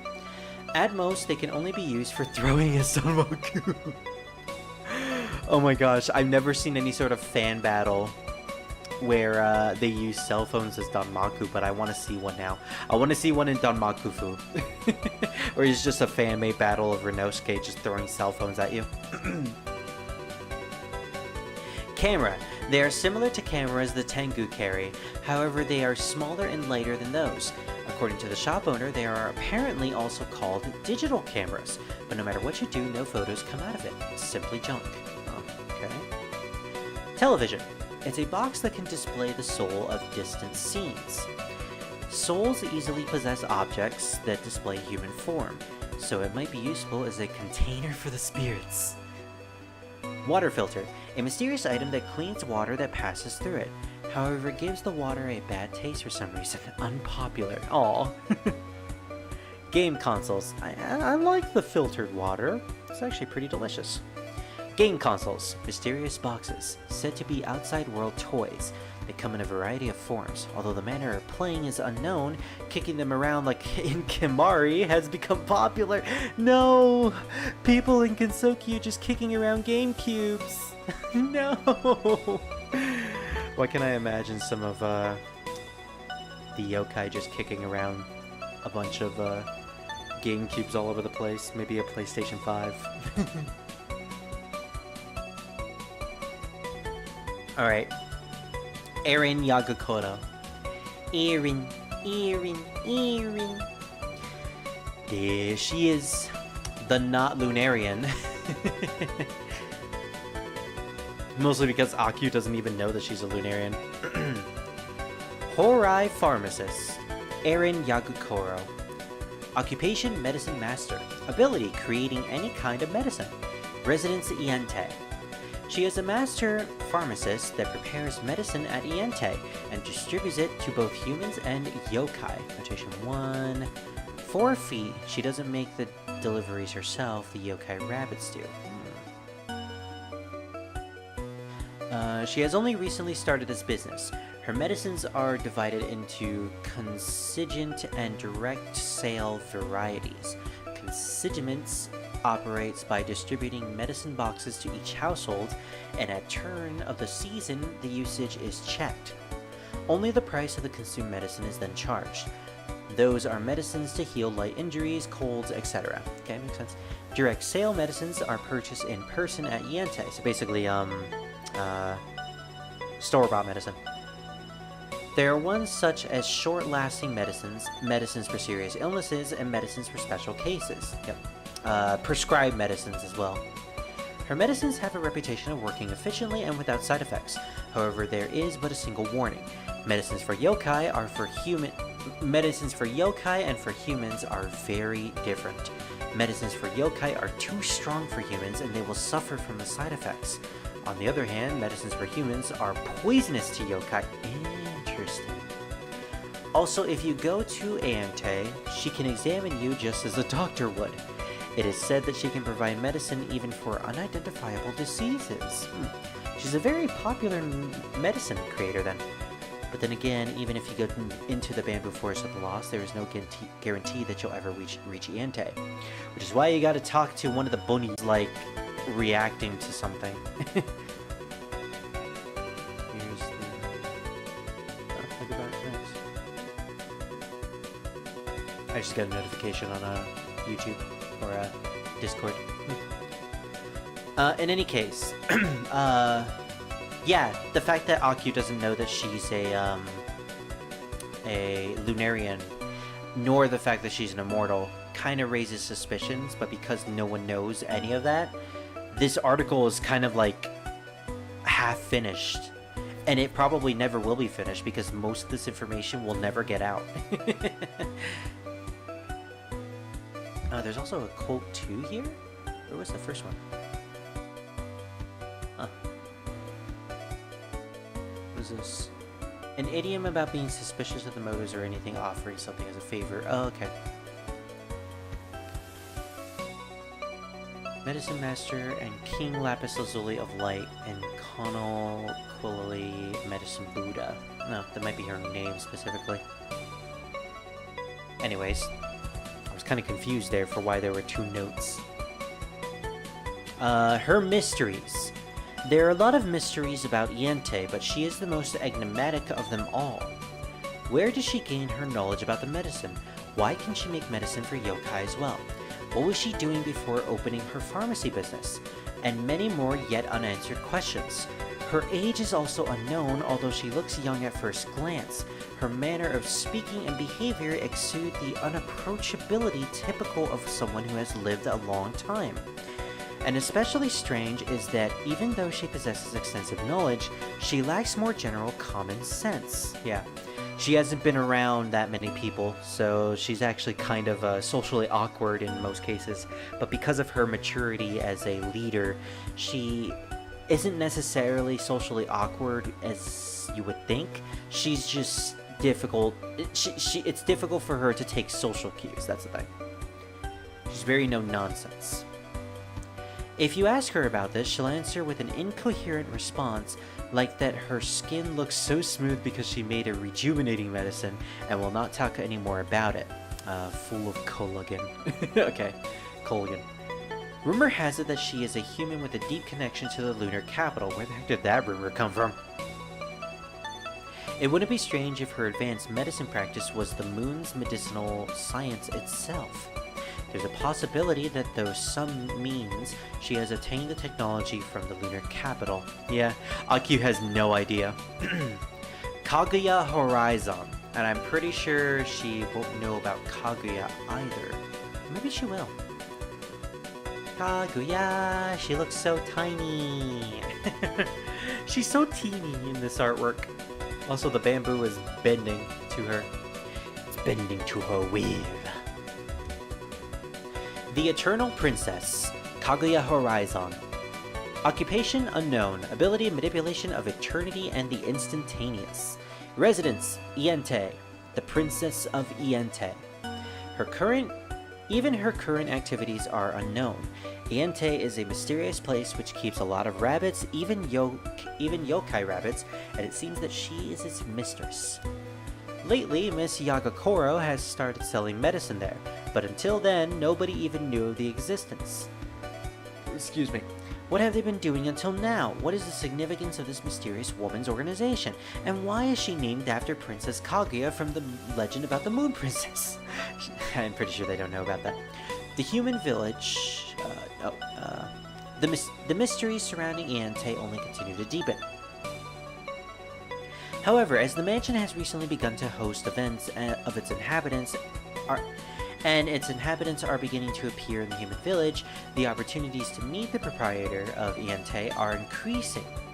The Princess of Iente is surprisingly refined in the art of conversation, and will engage listeners in a variety of old tales. Art of conversation, even though her manners of speech is quite dated. Yeah, she probably uses like a really old dialect or something. Perhaps she is a descendant of Biwa Hoshi or something. Ooh, reincarnation, nice. Ability. She possesses the ability to manipulate eternity and the instantaneous. As eternity refers to a world with no history, it is also a world where change is eternally unknown. So basically, she has the ability to perform Shinka. Got it. Kaguya Shinka. No matter how much you may try to bring about the change in such a world, it is futile in a world where time has essentially stopped. It is believed that Iante suddenly appeared in human history and began to experience the passage of time because she dispelled the effects of her eternity magic. Under the effects of that magic, Iante would probably have never appeared in the human world, forever remaining hidden in the bamboo forest of the lost. Note 2. Even its name, House of Eternity, implies this. Yes, I guess that's what Iante means. However, a perpetual world denies any sort of change. There's no Shinka involved in the perpetual world. She may have lived for a very long time without having changed at all. Her other ability regarding the instantaneous is complementary to her manipulation of eternity and allows control over extremely short time durations. However, it allows her to act just using aggregates of instances. Let me restart that and take a drink of water, because that's a lot to handle. Yeah, narrating all this is very interesting, though. It allows her to act just using aggregates of instance so short as to be impersonable to human beings. I did not understand any of that. What the heck is an aggregate?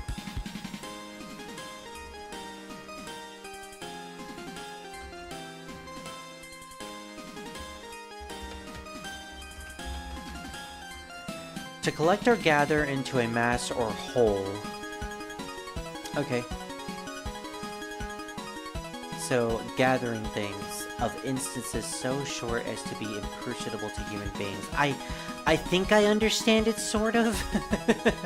Maybe. That's a weird way to imply it, though. That time interval is composed of instances, so it cannot be perceived by normal humans, even though time progresses normally. Sounds like Akio is spouting a lot of bullshit. Using this time, she can have multiple parallel histories at once. This sounds more like an explanation for Kane than anything. As both of these abilities are abilities to manipulate time, they far surpass what normal humans are capable of, even more so than Sakuya, apparently. The Lunar Capital Exposition, all creation of the Lunar Capital.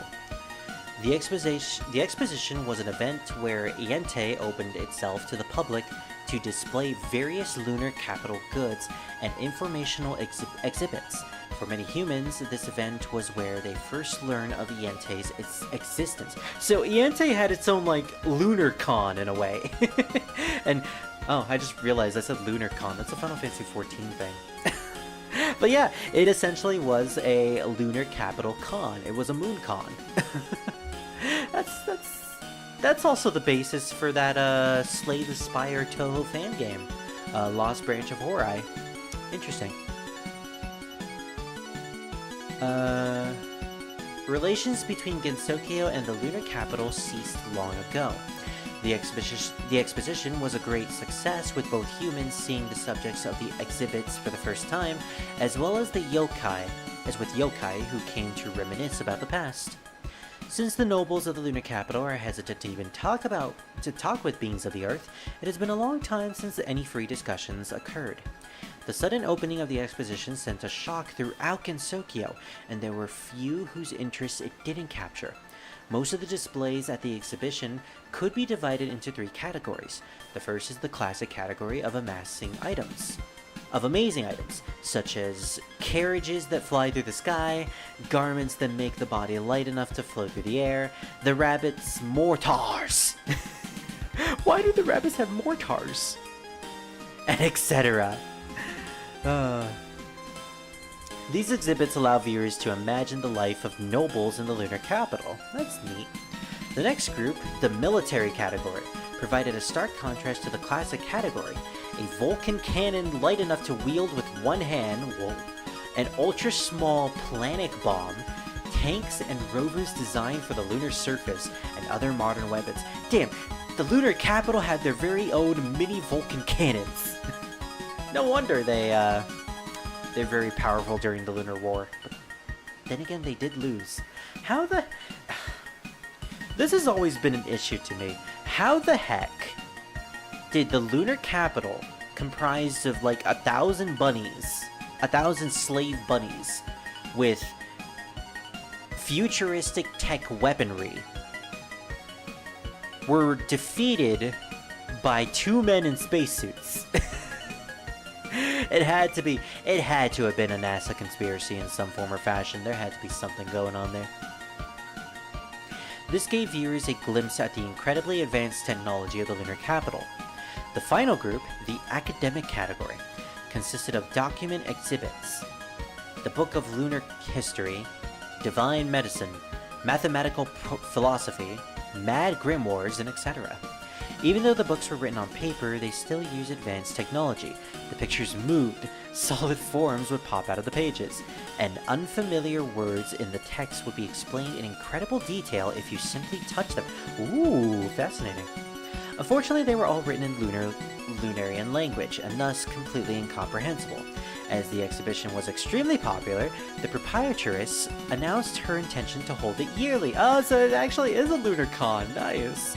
It appears that they're preparing some sort of a stage in order to hold a performance next time. And I guess Kakuyahime is going to be the performer there. That's really cool. Anyways, it's a shame that Revan left because Fujiwara is now the next character. So we're talking about Revan's best friendo in a way, sort of. The other character that has a connection to the Lunarians. The Crimson Watchguard, Fujiwara no Moku. Occupation unknown. Also, I just realized I love her artwork. She looks so cool in this artwork. Occupation unknown, ability being unable to die. Residence somewhere in the Bamboo Forest of the Lost. There's a curious legend about the Bamboo Forest of the Lost. It is said that a group of specialized yokai exterminators with the ability to move quickly yet silently lived hidden there. Separated from the villagers, they used various kinds of yokai-like sorcery and exterminated particularly strong yokai and dangerous ones. Though their existence has been questioned recently. What does this have to do with Moku? They're often thought of as a group of ninjas. However, with the recent discoveries of Yentei and the Bamboo Forest of the Lost, the possibility they actually exist seems more plausible.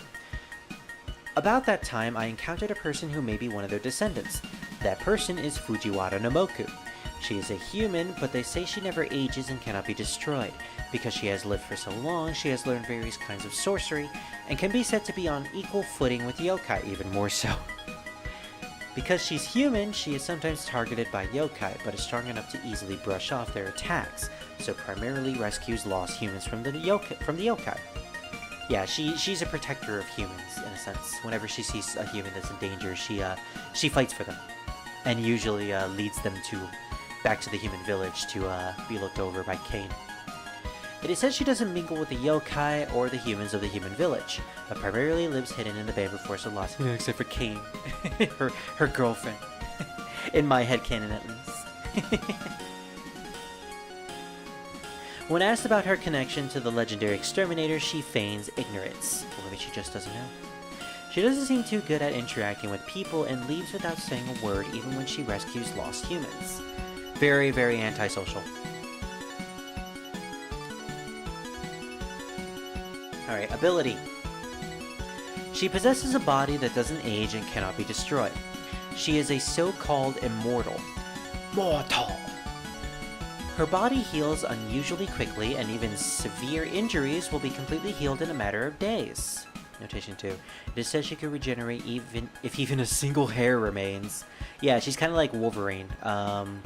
If even a shred of her particles are still around, she will effectively regenerate it. However, she still feels the pain of her injuries. This may be what they call the melancholy of immortality.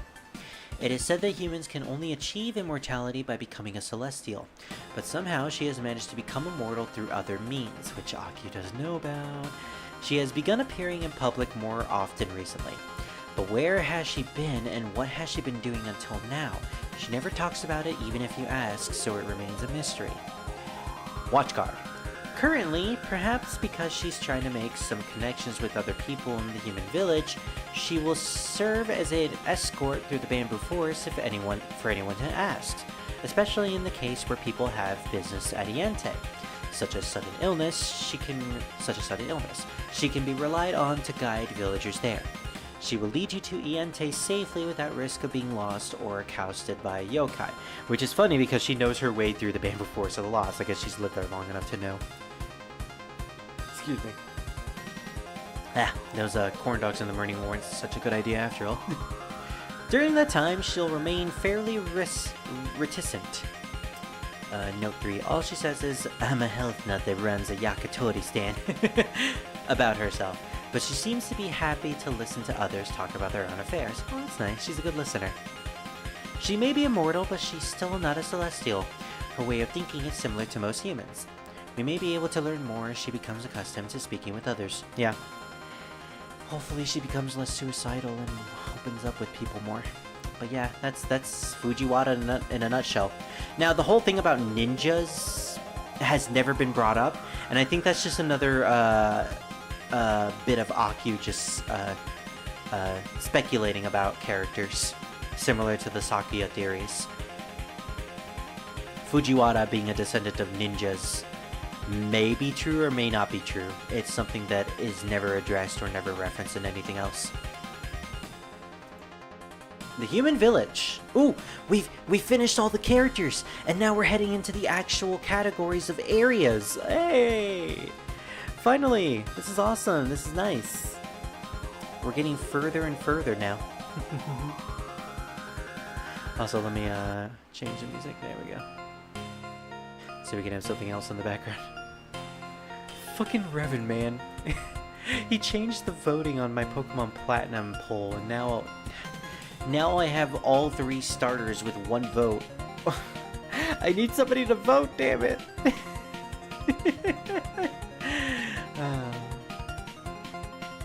We need some milk. Speaking of voting, I want to vote on Frozen's Minecraft raffle, but I don't actually own Minecraft yet. I'm thinking of getting it soon, but I don't think I can get it this month, sadly. I'll wait until next month, possibly. Anyways, the human village. Very short. So now we're getting into the dangerous area categories. This is where we're going to talk about locations in Gensokyo. And interesting that we actually get to see normal humans in this picture. We get some children, we get a bunch of men and women in old-style dresses and wares, because Gensokyo is basically trapped in time. It's very fascinating to see what people usually wear. Human village, threat level low, of course. Should say none. Encounterable yokai, werebeasts, fairies, phantoms, etc. The werebeast is strictly because of Kane. The place where most of the yokais in Gensokyo live. Although various yokai visit the village for the many shops that cater towards them, there are rarely violence, so it is a relatively relaxed place. Of course, the Hieda family lives there as well. My family lives there as well, by the way. Everything necessary for human life is supplied here. Moreover, as there are also humans who work as yokai exterminators, it is possible to lead a safe life here. As for why there are no attacks in the human village, the truth is that it's under the protection of the yokai sages. Notation 2. If the humans of the Gensokyo perish, the yokai would also be in trouble. Yep. As long as the humans don't leave the village, they won't meet any harm.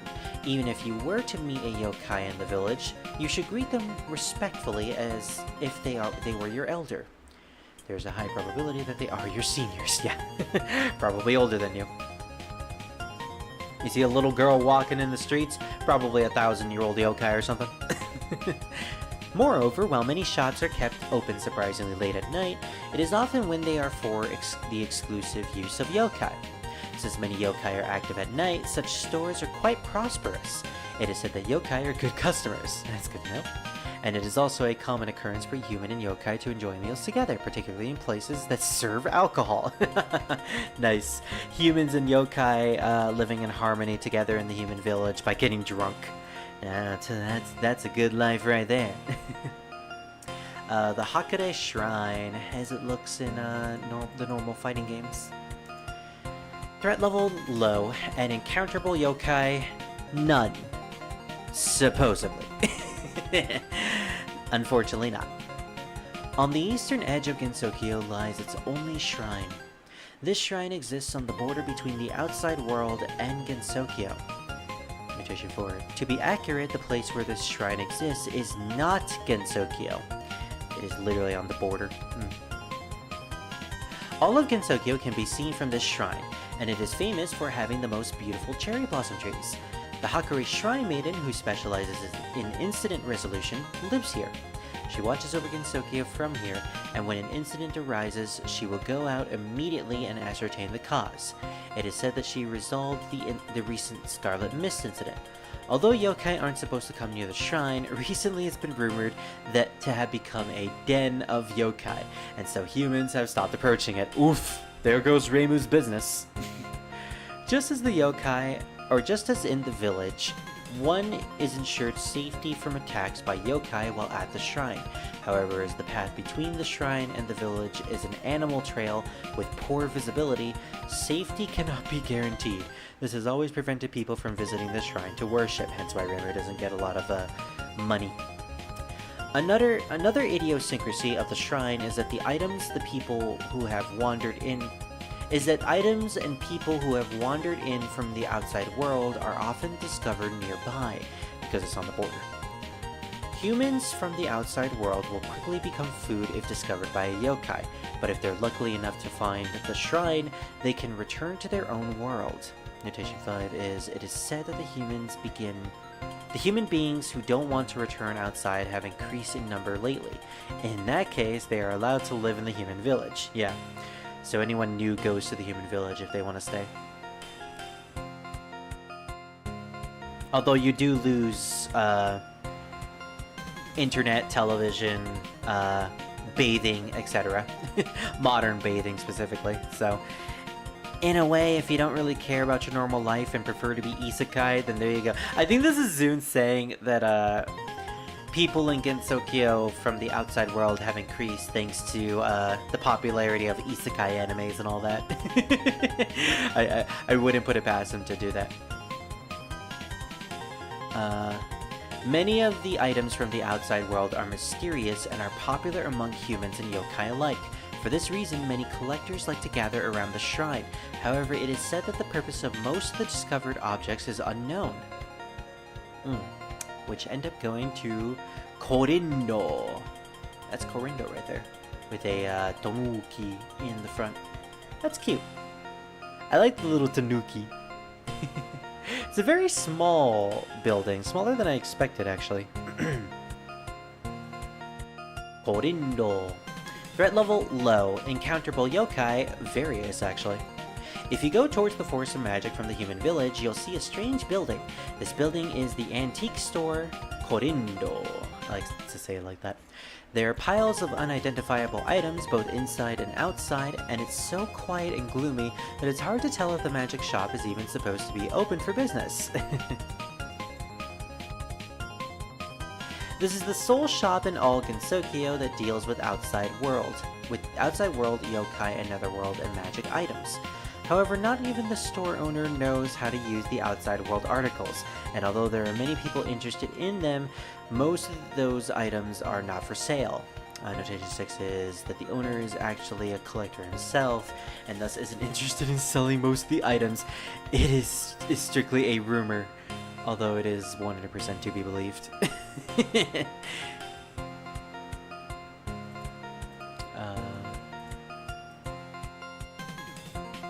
I'm just constantly refreshing the votes right now to see. Oh, looks like Piplup is winning. Nice. Will we be getting a canon Pokemon Platinum route with Piplup as the Pokemon that Dawn chooses? We shall see. We shall see. Where were we? we? None of the merchandise have price tags, so if there's something you want, you will have to bargain with the store owner. And besides, many outside world items are frequently out of stock, so if you miss a chance to buy something, it's impossible to tell when another is going to arrive. But then again, since no one knows how to use them anyways, it is said that they end up not selling. The owner, Renosuke Morichika, is a bit of an eccentric, and doesn't make any distinction between humans and yokai, dealing with both of them alike. This is because he is a human yokai half-breed himself. He doesn't attack humans, nor is he attacked by yokai. Maybe it's because of his personality. Maybe because no one likes him. Jesus Christ, how cute. The road trip from the human village to Korindo is somewhat long, and yokai will appear often, making shopping trips difficult. There are many surprisingly interesting items there, though. However, if you don't interrupt the owner's story, he will likely never stop. 100%. Even my dog is like, he'll never stop. We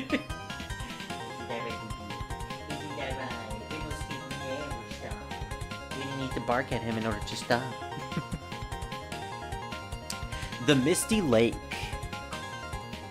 What is this? It looks like there's someone fishing right there, and there's another person in the front. But it is definitely misty. Misty Lake. Threat level medium. Encounterable yokai. Fairies and yokai living by the lake. The yokai of the Scarlet Devil Mansion. Yep. The Misty Lake and the Scarlet Devil Mansion are very close to each other. At the foot of the yokai mountain, where humans don't usually go near, there is a big lake. During the day, the vicinity of this lake is shrouded in mist, so visibility is poor. Near the lake, fairies and yokai often gather, and, especially in summer, yokai gather there in search for a watering hole. It is not clearly understood why it tends to be foggy during the day. Due to the poor visibility, the lake seems unbelievably huge, but it is actually believed to be not that large. Excuse me. We've already heard this before. Heard that before. Okay, this track I haven't heard before, so I'll play this one.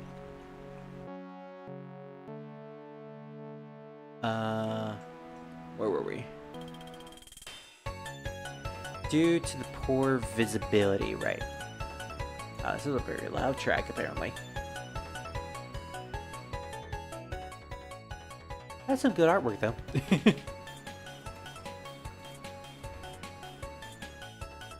Due to the poor visibility, it's not that large, yeah. Walking around the whole lake once would not even take half a koku.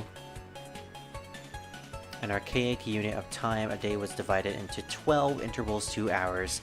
So, half piece is the equivalent of 1 modern hour. Ah, okay. That's a very long and drawn-out lake, apparently. The lake is also famous for monstrously large fish that are caught on extremely rare occasions on nights of the new moon. Notation 9. It is said to be a carp-like fish 2 or 5 fathoms in length. The largest one is written in the written records is said to have been 10 fathoms, but that must be an exaggeration. Most likely, but considering yokai live near this lake, it wouldn't put it past them. Also, she mentioned about an hour with the 8 notation. Should have read that first. There are many anglers that cast their lines here, dreaming of catching a whopper, including Link from The Legend of Zelda. Most of them either have their dreams broken or end up being caught by yokai themselves. Oof! They end up being caught by yokai fish. And then they're the ones that are being nabbed. The river flowing into the lake flows from Yokai Mountain. It is said the kappa will drift into the lake rarely as well. they just drift in and are like, hey, where'd I go? Just floating on the water. Such a sight would surely calm one's mind. Oh, it's an idiom for kappa. A kappa getting washed away downriver. In other words, even an expert can still make an honest mistake. That's cute. Haha, cute. I don't know why I mentioned it like that. Bamboo Forest of the Lost. Nice. It's actually drawn very well. Bamboo Forest of the Lost. Threat level medium. Encounterable yokai, beasts, and others. Looking out from the human village in the opposite direction from Yokai Mountain lies the expanse of the bamboo forest of the lost. The bamboo forest has very little in the ways of landmarks. Furthermore, the bamboo grows so quickly that scenery is constantly changing. Thus, it is certain that one will become lost there. Not only is it vast, but the ground has a slight slope, so combined with the diagonally growing bamboo, it tends to disrupt one's sense of balance. It is said that even if you attempt to walk in a perfectly straight line, before you know it, you'll have returned to where you started. Gosh, so gravity and visibility is incredibly impossible to ascertain in this place. In addition, the bamboo forest is a favorite haunt of beasts who have become yokai. It is certainly not a place normal humans should visit. Yeah, like werewolves and all that. Notation 1, but the bamboo shoots there are delicious. This is delicious. However, it is said that there are many things hidden within the bamboo forest. First of all, a peaceful mansion called Iente has been confirmed to be here. Within this mansion lives extremely enigmatic humans and rabbits. You know, humans that are definitely not Lunarians. Additionally, there have been claims of things like a person who discovered some suspiciously shimmering bamboo, a birdhouse for a small sparrow, I know that reference, a bamboo garden with flowers that only bloom once every 60 years, and an underground yokai world beneath the roots of the bamboo plants. There's very little credibility, and in that case, no way to confirm this. Okay, that whole bit about the underground yokai world is new for me. Are they talking about the underworld, or is that completely or is this a completely different underground yokai area that we've never explored? Huh. Very, very fascinating. Even with these offerings, it would be best for anyone other than skilled bamboo harvesters to avoid setting foot in this bamboo forest. Agreed. The Forest of Magic. Is that a tiny Akio in the Forest of Magic? Oh my gosh, look at her. She's so tiny. She's so teeny. I love that. That's so cute. Oh, I really like that. She's adorable. Oh, looks like Druid messaged me about something. Ooh, a Bloodborne project, a huge update for Steam, and thinking me about some invitations, yes. Winky face. I need to share this. Teeny chronicler in the bamboo forest.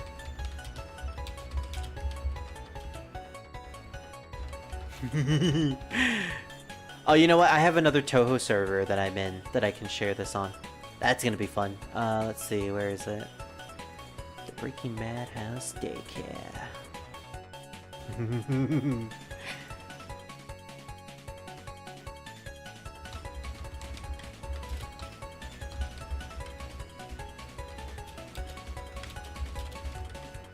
Wait, no, this is the, no, this isn't the bamboo forest, this is the Forest of Magic.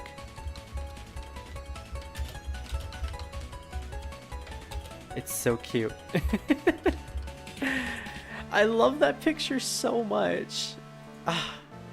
I wish there was a colored version of it though. That would have been super cute. Yo, Spirit, you had your day off yesterday. Time for War 14. Sorry, Yuki. I already have a bunch of streams planned for today. I might get on 14 later tonight. We'll see. I need to grind anyways for the wedding tomorrow.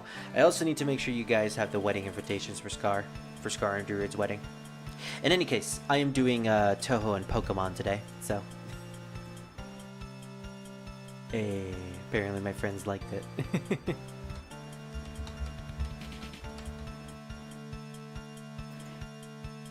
Alrighty, so the Forest of Magic. Threat level medium. Encounterable yokai, beasts, magicians, etc. Of course. The most humid place in Gensokyo. This primeval forest that humans rarely step foot into this forest of magic. That was a weirdly written sentence. This primeval forest that humans rarely step foot into is the forest of magic. Oh, okay. I read that completely wrong, apparently. Notation 13. Since Gensokyo is not that big, there is not much needed to bother with place names. Usually if you mention a forest, it's the forest of magic. If you talk about a village, it's the human village, and if you talk about a mountain, it refers to Yokai Mountain. You know, that's honestly very fair considering the world is just a small continent, so... well, it's not even a continent, it's about the same size of the continent. I get on when I feel sick, so that's not reason to get on anyways. True, true. Yeah, my bad. Well, considering I woke up early today, my sleep schedule should be fixed from now on. So I will be waking up early tomorrow for 14, as well as pretty much the entire weekend and hopefully the beginning of next week, because I don't have any plans that would bleed into the night, thank goodness. Yeah, I don't have any Final Fantasy mobile game that I need to binge in like 2 days before the game ends. that was my reasoning for like 2 weeks ago, but now that it's fixed, I no longer have a reason to do that.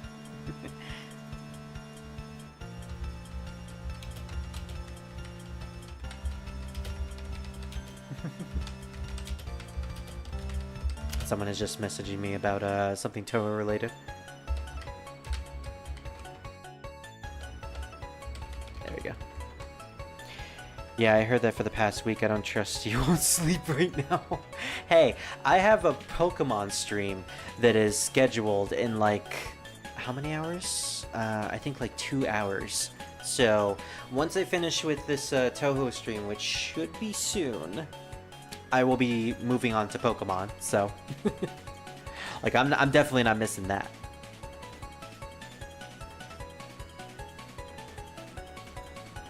The most humid place in Gensokyo, the primeval forest that the humans rarely step foot into, is the Forest of Magic.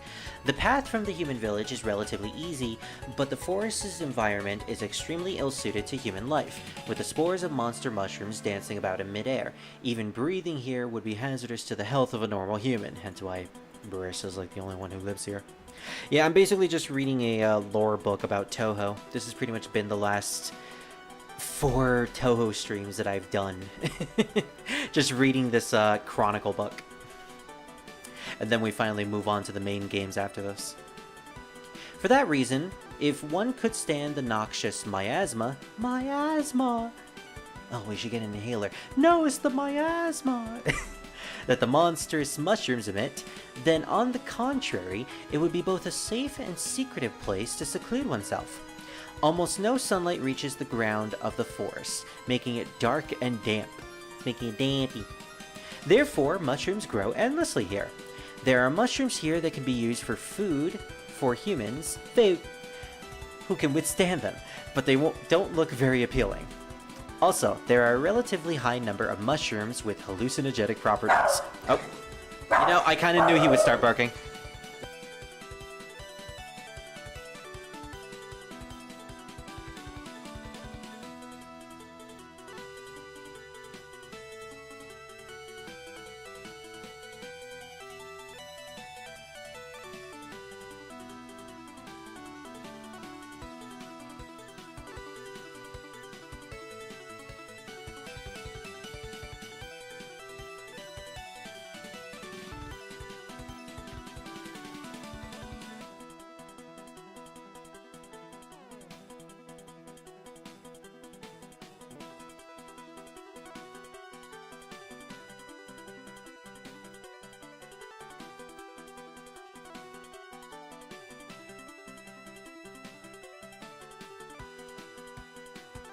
Alright, I am back. Apparently my dog was just very antsy about a random noise. Also, I kept my avatar's eyes closed this entire time. Oops. I think I was typing something out and I actually used one of my numpad buttons, which changes the emotes of my VTuber. So sometimes I make him smile when I press 0, sad. I think I pressed 3, because that's what 3 does. Oh, I can put a thumbs up. I can clap. I can nod for approval, I can say no to something, or I can grab someone's boobs. Usually the person that I'm talking about. I'm gonna leave it on smile.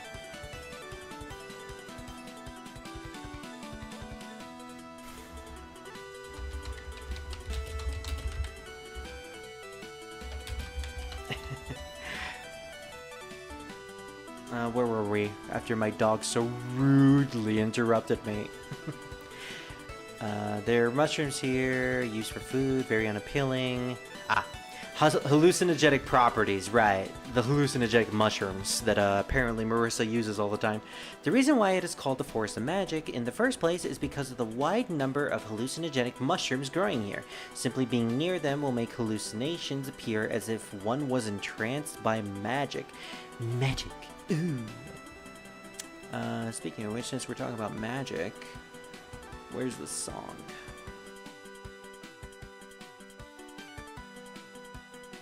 We'll play the Final Fantasy VI copyright theme that Touhou made. You know, Zune casually just copying Final Fantasy VI boss theme out of nowhere. Which I'm so surprised he didn't get in trouble for doing that. There's a relatively high number of hallucinogenic mushrooms. Simply being near them will make hallucinations appear as if one was entranced by magic. In addition, for the sake of increasing their magical powers with these hallucinogenic mushrooms, many magicians live in the forest. Yep, which is why Marisa and Alice have homes in this area. Yokai Mountain! The location in Touhou 10, which we haven't seen yet. So this is the original Yokai Mountain. Not gonna lie, it looks smaller than I thought it would be. I don't know, I expected it to be much, much bigger for some reason. So the threat level is high. Encounterable yokai is the Tengu and the Kappa. You don't grab my boobs. Oh yeah? Watch me! Let me just fondle. No. Let me fondle the mountain itself, because the mountain in itself is a gigantic boob. A place where a great number of yokai settled in long before the time of man. Yokai Mountain. Ordinarily, if someone just says the mountain, they're referring to Yokai Mountain. The yokai living here have developed their own distinct society, separated from the humans and the yokai living in the foothills, upholding one corner of Gensokyo's power balance. In particular, the Tengu and the Kappa on the mountain have developed technology. Quotation, notation 14. The Tengu's technology includes photography, printing, and publication. The Kappa work with iron and steel and also are skilled in crafting tools. So, the Tengu would be doing the sightseeing minigames in 14, and the Kappa would be all about the crafting armor. So, good to know, good to know. This is the mountain of crafting, apparently. The mountain's yokai's camaraderie is strong than that of any other group in Gensokyo. And with advanced technology, their daily life is futuristic and bountiful, so they can pretty much wage war whenever they want to. However, because of that strong internal cohesion, their resistance towards outsiders can be quite formidable. They are especially merciless towards trespassers and will chase them all away with all of their might, no matter who they may be. Yeah, keep that in mind until Touhou 10. Because of this, the actual state of affairs on the mountain is mostly a mystery. Rumor says that within the mountain exists a large hollow cavity where a futuristic utopia just like the outside world is being built. So it's just like Sonic Archie comics where there's just a modern city in the middle of inside of a mountain. Notation 15. If one reads the Tengu newspapers, one gets the feeling that this rumor isn't entirely baseless. In that place, the sun's light shines all day. An automated factory produces the necessary items to meet the needs of everyday life, and the yokai drink sake while reading the newspaper and discussing the news, living blissfully. Why can't we have that? Hey, Wither.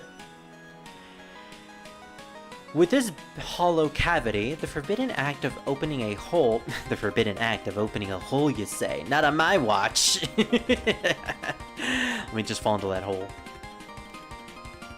Uh, the forbidden act of opening a hole that connects to the outside world through the boundary is perpetuated, so other yokai and humans are not allowed to enter. At least, that is what they say. This chronicler is straight up talking about sus stuff. The Road of Liminality. Oh, it's Chen! Chen the cat is on the bottom left. Okay, what is this place? I don't know what this place is. Threat level is low, and the encounterable yokai are phantoms, ghosts, and etc. The Sanzu River flows on the other side of the mountain, but you must travel down a certain road before you get there. That is the Road of Liminality. If you don't go down this road, you can't reach the Sanzu River. You can walk this road while still alive, but mainly it is for the dead who travel it on their way to the river. One might think that surely a road traveled by the dead would be a lonely place, but this is not true at all. A number of stands, such as a dead goldfish catching or soul candy stores, catering to the dead are lined up along it, and it's just as busy as if we're at a shrine festival. Sometimes the dead will remember the good times they had while living and retrace their steps to return to life. This is the concession stand for the dead. I think they mentioned this in a previous article about Shikiiki and how hell has become so poor with its budget that they're now trying to earn more by getting money from people who have died. So you have like hell confession stands or concession stands where you can purchase stuff. There's like novelty bobbleheads of all of the Kishins in hell. It's so ridiculous. Living people who like festivals often come here as well. As to why a road the dead travel on would have stands along it, the finances of hell have reached to the point where hell can no longer sustain itself merely from the ferrying fees levied on the departed. So it opened stands along the Road of Liminality in an attempt to earn some more money. It's true. Oh my gosh, it's true. However, those who run the stands are all criminals who were sentenced to hell, so it's said many fall victim to their tricks. Oof! So they end up getting the money and they never earn money, or never give it to the Yama. As soon as they're discovered, they're sent back to hell. It seems to be something like a graduation test from hell. Huh, interesting. It's a trial in a sort. Hey, Druid! Nice to see ya. I'm just doing more Touhou streams, reading through the Gensokyo Chronicles so we can eventually get to Touhou 10 to 13, which, by the way, I'm doing it with you, buddy. You're gonna be there with me since Touhou is one of those games that I kind of need people there for in a voiced call, because those games are tough. And having someone talking in the background alongside me would help with my mental state while getting shot by bullets multiple times. Certainly funny. Oh, looks like Miles is awake. Nice. Wither, stop booping me. I told you I don't swing that way. Alright, the Sanzu River, and I love how we have a little picture of Akyu. No wait, that's not Akyu, that's Komachi, isn't it? Yeah, that's Komachi! It kind of looked like Akyu, but then I looked at the waistline. No, that's Komachi, the Shinigami, ferrying a deceased soul down the Sanzu River. Threat level is high, because you're dead. Encounterable yokai are the phantoms, ghosts, and Shinigami, etc. On the other side of the mountain, you can get to the well-known river separating this world and the next. Notation 19. Incidentally, the place where the river flows isn't in Gensokyo, but you can get there from Gensokyo. So I am introducing it here for some reason. Oh, Mom got back from the surgery. It went well. Oh, nice! I'm happy for you, dude. That's good to hear. Gensokyo is on the side of the living and Higan is on the opposite bank. Many extinct fish inhabit the river, but it is said they're all phantoms. Unfortunately, you cannot catch any of them. The river is enveloped within a deep mist, so there is no day or night. However, the mist shines faintly. Jagged, moss-covered pointed rocks break the surface in a number of places, leading to otherworldly environment. Since it's impossible to swim across, notation 20, for some reason your body won't float in the water, so you can't swim. Every boat sinks except for Shinigams. So basically, anyone who enters into the river is essentially just exactly what would happen when a devil fruit user enters water. They sink. They sink and never come out. It was kidney stones. Ah, okay. Yeah, I remember you saying that it was inconsequential, but, you know, I was still hoping for the best. So, never go into the water of the Sanzu River. Got it. Since it's impossible to swim across, the only way to cross the river is in a Shinigami's boat. However, the Shinigami charges exorbitant fees for their services, so realistically the living cannot cross. Notation 21, for the dead, it's as cheap as the entirety of one's assets. Once you cross the river, you cannot... Oh, bad apple in the background. Don't mind me just vibing.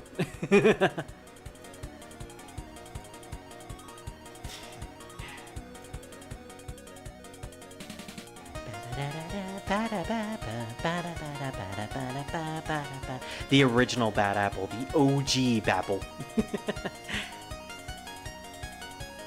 Okay, I'll turn that down a bit. Where were we? Once you cross the river, you cannot return until your next life. It's likely no one has ever crossed while still alive. Want a bit? The river barely flows at all, so it's a quiet place, almost silent place. Sometimes you can hear the cheerful songs of a Shinigami, but no other living thing can be heard. Strangely, even as their boats travel over the water itself makes no sound. A very desolate place, it seems. The Garden of the Sun. Oh, there's a picture of a little girl. I don't think that's Akio, but it's a little girl on the ferry in front of all the sunflowers. It's a good thing she didn't encounter Yuka. Garden of the Sun, threat level medium, encounterable yokai of fairies. Or encounterable yokai are the fairies and etc. And also Yuka, she lives there. If you go towards the heart of Gensokyo from the opposite side of the mountains during summer, you'll find a meadow filled with dazzling yellow. This field is called the Garden of the Sun, and the yellow comes from a great number of sunflowers. The Garden of the Sun is shaped a bit like a south-facing bowl, so it's hard to find it from afar. The field is some distance away from the human village, but its beauty is worth at least a glance. However, the sunflower field becomes a concert venue for spirited yokai at night. If you carelessly wander in, you'll likely end up surrounded by a great number of yokai. Notation 22, this might not be a problem during the concert, but getting back would be difficult. Events such as the Prison River performances occur here often. The sunflowers themselves are quite ordinary, so the field is a popular sunbathing spot for the fairies in the day. Even if you came during the day, you'll end up being teased by a great number of fairies. Good thing they're not really much to worry about. I like to gaze at this field while hidden from far away. The sunflowers in this field rotate to always face the sun, but this is just because the fairies hiding beneath them are playing around facing different directions. The aspects of nature are manipulating other aspects of nature. The same goes for the sunflowers that dance when there is sound. And I believe that's mostly because the sunflowers are possessed by souls. The Giant Toad's Pond, which appeared in Touhou 9 and I believe is on Yokai Mountain? Threat level medium, encounterable yokai, a giant toad, and etc. A small pond halfway up Yokai Mountain. The entrance might be near, but it is difficult to get to, since it is in the middle of a mountain. However, the water there is said to hold miraculous divine powers, and it becomes an indispensable ingredient in Shinto ritual. This might be a good spot to find some Shinto ingredients. It is said that a toad large enough to swallow a human child whole lives in the pond. Good thing Revan left. So you wouldn't get to hear this. and that it protects the pond from those that try to desecrate it.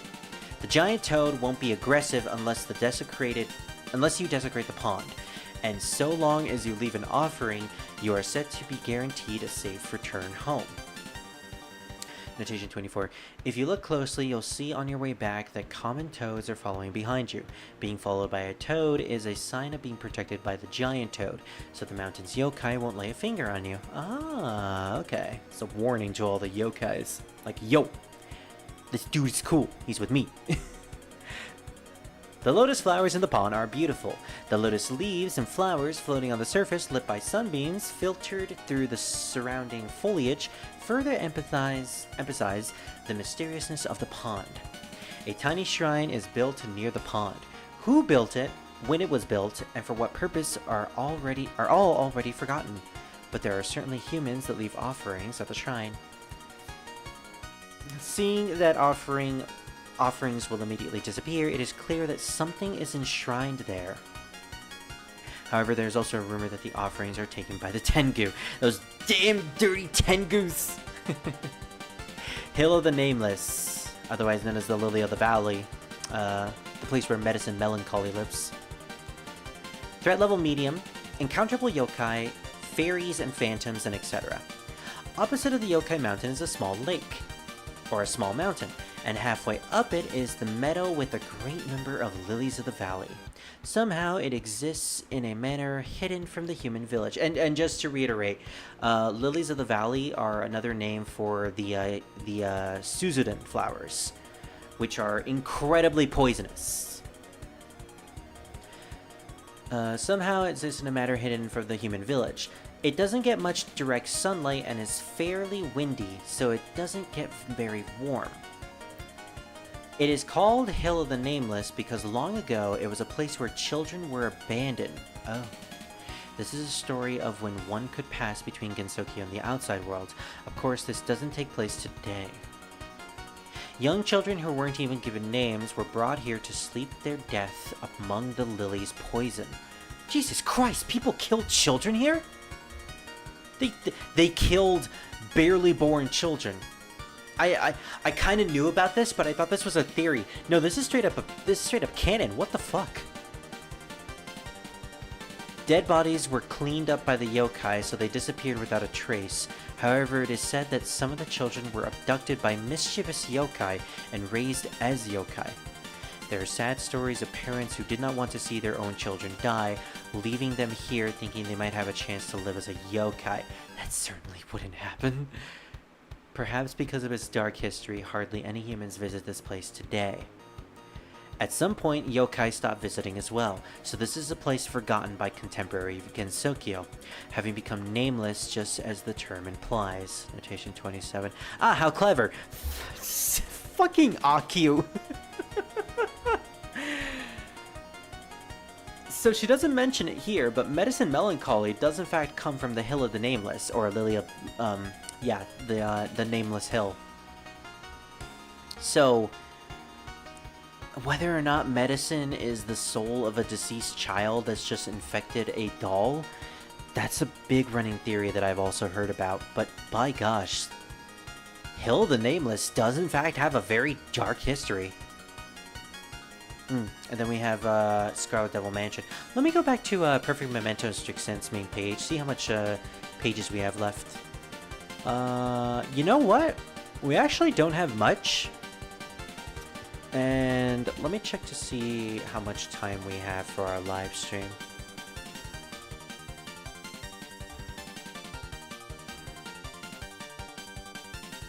Because if we can possibly push a little further and complete this whole novel by the time we have to do the next stream. Pokemon Platinum Nuzlocke is going to start at 2 p.m. and it's 11:30 a.m. Yeah, you know what? We have enough time. Let's push through the entirety of Perfect Memento and Strict Sense right now, right here, right now. Let's do it. Let's do it. I think this is entirely possible. We can do this. So let's go back to Scarlet Devil Mansion. Scarlet Devil Mansion, threat level high, encountable yokai, vampires, and magicians, and etc. This is the Scarlet Devil Mansion, by the way. Looks pretty cool. A red European-style mansion with few windows built on the bank of the Misty Lake. It is a house where a well-known devil lives. Since the mansion was moved from the outside world, it clashes badly with the surrounding scenery. The residents of the mansion also have a culture different from that of most humans and yokai, and live bustling, flamboyant lives. A large quantity of maids live and work in the mansion, and although they can handle the cleaning, cooking, washing, and patrolling, it is said not many of the maids are always active, or actually active. Notation 28, since the maids are mostly fairies, they only do what they want to do. It's quantity over quality, and unfortunately, only one of the maids has quality. The Scarlet Devil Mansion also has a basement, which is both complex and larger than it appears from the outside. There are also many rooms without windows inside, which complicate it further. In the basement is the Great Library, which is said to be the largest in Gensokyo, but it is not open to the public, so no one is sure what kind of books are there. On the roof is a large clock tower with a bell, which only rings at night, because the mansion is only active at night. And about the books in the library, notation 29, it is said that it is full of found magic books, Pachuli's own magic books, and books from the outside world. This location is the Netherworld with the Saigyo Ayakashi right there, I'm assuming. No, the Saigyo Ayakashi would be unbloomed, so that's just random cherry trees. Threat level is high because it's the Netherworld. Encountable yokai are phantoms, ghosts, and etc. After death, humans pass through the road of liminality, cross over the Sansa River, and receive the Yama's judgment. Depending on the severity of the crimes, they are sent to hell, to the Netherworld, to heaven, etc. Among those, the Netherworld is the world where the guiltless dead spend their time as phantoms, until they achieve nirvana or reincarnation. Different from the desolated hell, it is calm, though it has various seasons. It is filled with beautiful cherry blossoms in the spring and dyed with beautiful red leaves in autumn. However, the bugs, birds, and animals are basically dead. Yep, literally everything inside of the Netherworld is just dead. Without any sort of cry, they fly in the sky silently and splendidly. Because it is so beautiful, many phantoms stay there forgetting nirvana or reincarnation. Notation 30. Upon nirvana, one can go to heaven, but heaven is already full. So I hear that nirvana is restricted now. Right, yeah, we went into that last stream. Of course, most people that are dead in this world, but recently a hole opened in the barrier between the Netherworld and the real world, and it has become easier to come and go. The Netherworld is a notable place for people in the known for their cherry blossom viewing parties. Also, there's an unbelievably huge manor named Hakugokiro in the Netherworld. It is a beautiful structure, surrounded by walls and stairs using designs from the continent, and has a Japanese-style residence and Zen garden at its highest level. Very, very beautiful. Hakugokiro, which is the mansion itself, has a Zen pond, or has a Zen garden, which is very, very nice. You can see it's raked very nicely. Threat level is still high though, because there are phantoms and ghosts around. In the Netherworld is a manor with a vast garden called Hakugokuro. It is the home of the Saigyoji family, and in its garden are planted countless cherry trees. Notation 31, among them are yokai cherry trees, the ghosts of cherry trees, and the like. And one very, very bad tree, which I think is the yokai cherry tree that they're talking about. The garden, which is typically open to the public, is often full of phantoms come to admire its graceful beauty. In the Netherworld, the Saikiyojis are a special family, a distinguished household allowed permanent residence among the Netherworld's cherry trees. Out of Hagugokuro, the family manages the phantoms of the Netherworld. As the building itself is typically not open to the public, little is known about it, but the inner sanctuary is said to form the shape of a letter U, to enclose a Zen garden courtyard. I like how they keep talking about the Saikyoji family, even though there's literally only one Saikyoji that we at the very least know of. From the reception hall, a sliding door opens out into the courtyard spread with fine gravel and planted with magnificent pines. And further on beyond a short wall, vast orchard trees of cherry trees is visible. From the hall, with the floor, walls, and ceiling cut out, the view looks like a great folding screen. The view outside from here in the spring is said to be out of this world. Notation 32. No, really. I'll walk you. Ya silly.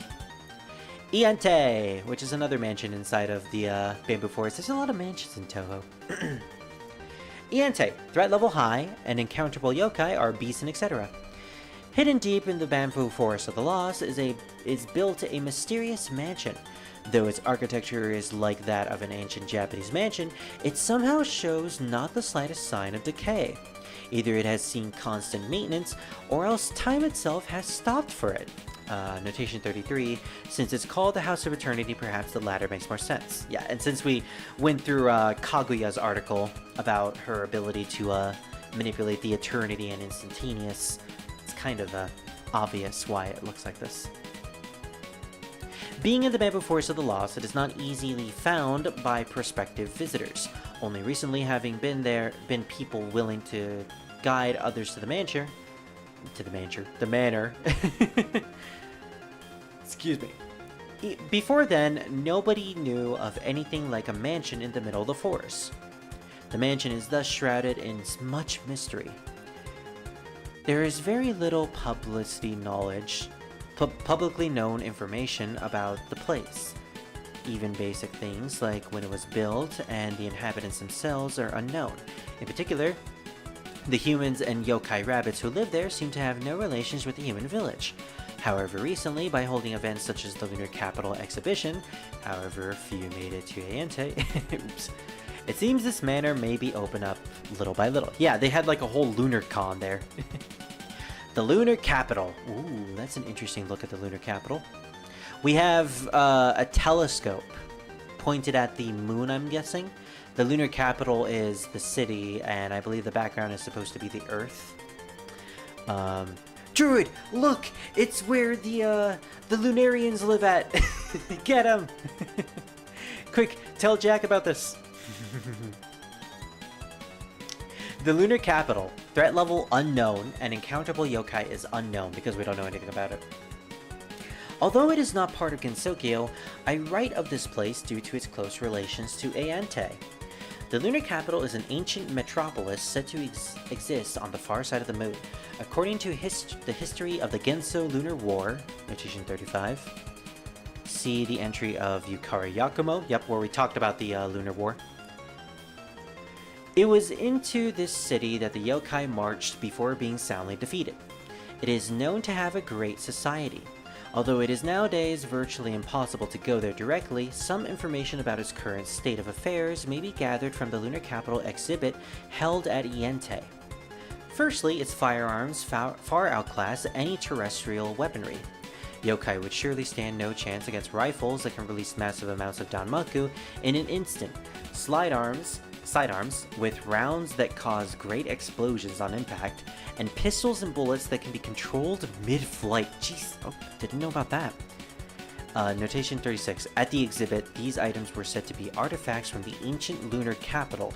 Modern lunar society has surely advanced even further. Oh, great, so they're even better now. Chaos! Yes, we need to initiate chaos on these guys. With other technologies besides, elixirs that can extend life and cure all ills, sauces that can make dumplings 10 times tastier, it is clear that not only their weaponry, but the whole of their society is far more advanced than that of Gensokyo. Not long it has been since the people of the moon, aka the Lunarians, first settled there is unknown. Or how long has it been? It's unknown. But they are said to live forever.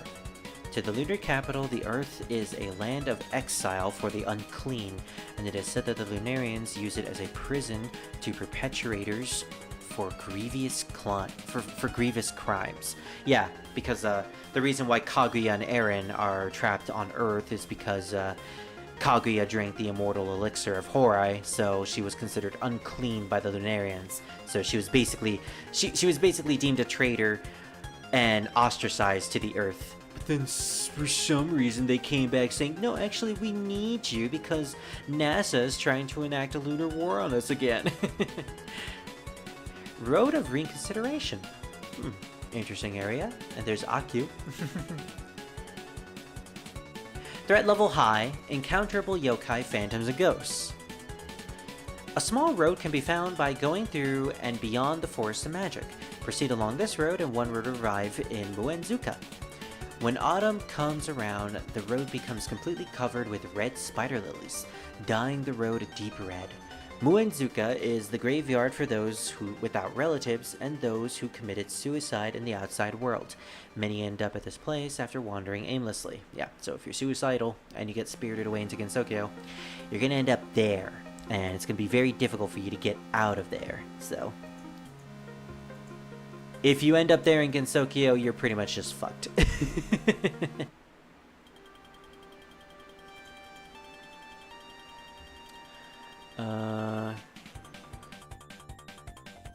This area is at the furthest outskirts of Gensokyo, where humans do not approach, and it can easily connect to the outside world at any time. Notation 37. Connections to the netherworld are also easily created here, and this is a place where several barriers overlap and intersect. As those who've considered suicide walk along this path when it is covered with the red spider lilies, the toxins will swirl around their bodies, and then something wondrous yet unpleasant takes place. Their will to survive will become rejuvenated. Ooh. And then, deciding to try once more, they will turn and retrace their steps. This is why this road has been called the Road of Reconsideration. Once again, this road is a place where encountering a human from the outside world is very likely. I didn't know about that part about the poison causing humans to regain the will to live. That's actually very helpful. Because of this, there are also some nasty yokai who lie in wait, hoping for a meal. Oh, this is an easy place, apparently. After going through the troubles of enduring the struggles of reconsideration, and just when thinking about once again trying their best, being preyed upon by a yokai is no suitable repayment or reward. Notation 38. Depressed people, spiteful people bearing grudges, criminals, and the like are the favorite food of yokai. There are plenty of those kinds of people here, sadly. And Muenzuka, the graveyard of those who have been forgotten, as well as the final area that you fight Ikishiki in Touhou 9. Muenzuka. Threat level extremely high, encounterable yokai, phantoms, ghosts, and etc. Heading further along the Road of Reconsideration, one would reach Muenzuka, where the roads end. Although it's a small area enclosed by trees, this is one of the most dangerous places in Gensokyo for both humans and yokai. This place is a graveyard for those without relatives, and many of those people from the outside world who became lost and ended up here. Thus, gradually this area leans towards the outside world, and the barrier began to loosen. It is also a graveyard. It is also a graveyard. As it is also a graveyard. Sorry, I keep misreading that. As it is also a graveyard, it is easily connected to the netherworld and is generally a place where no one knows what might happen. Notation 39. Normally, the barriers do not intercept, but that is happening here. For this reason, maintaining one's presence here has been difficult. And it has another note. Note 2, possibly meaning that it's difficult to stay in one realm, as opposed to slipping or wavering between different realms. So this is where Sephiroth goes to go enact his master plan of going through different realms.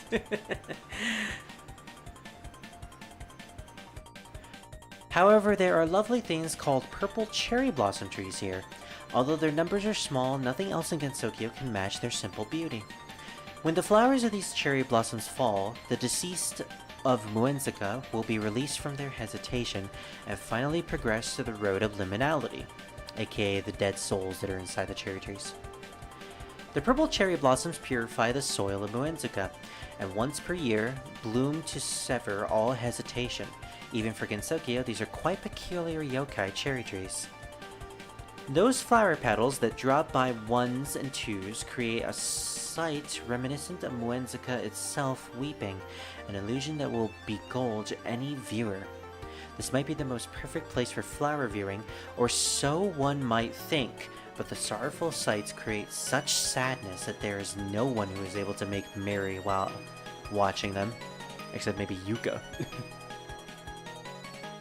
Higan, the passageway to the Sanzu River, the afterlife, and there's a lot of dead souls there, as well as a lot of flowers that have been possessed by souls.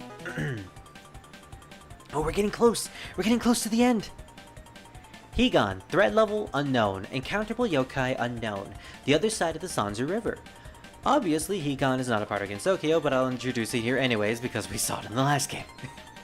In contrast to the Netherworld, where the living can come and leave relatively easy, the living cannot go to Higan because of the Sanzu River. Notation 40.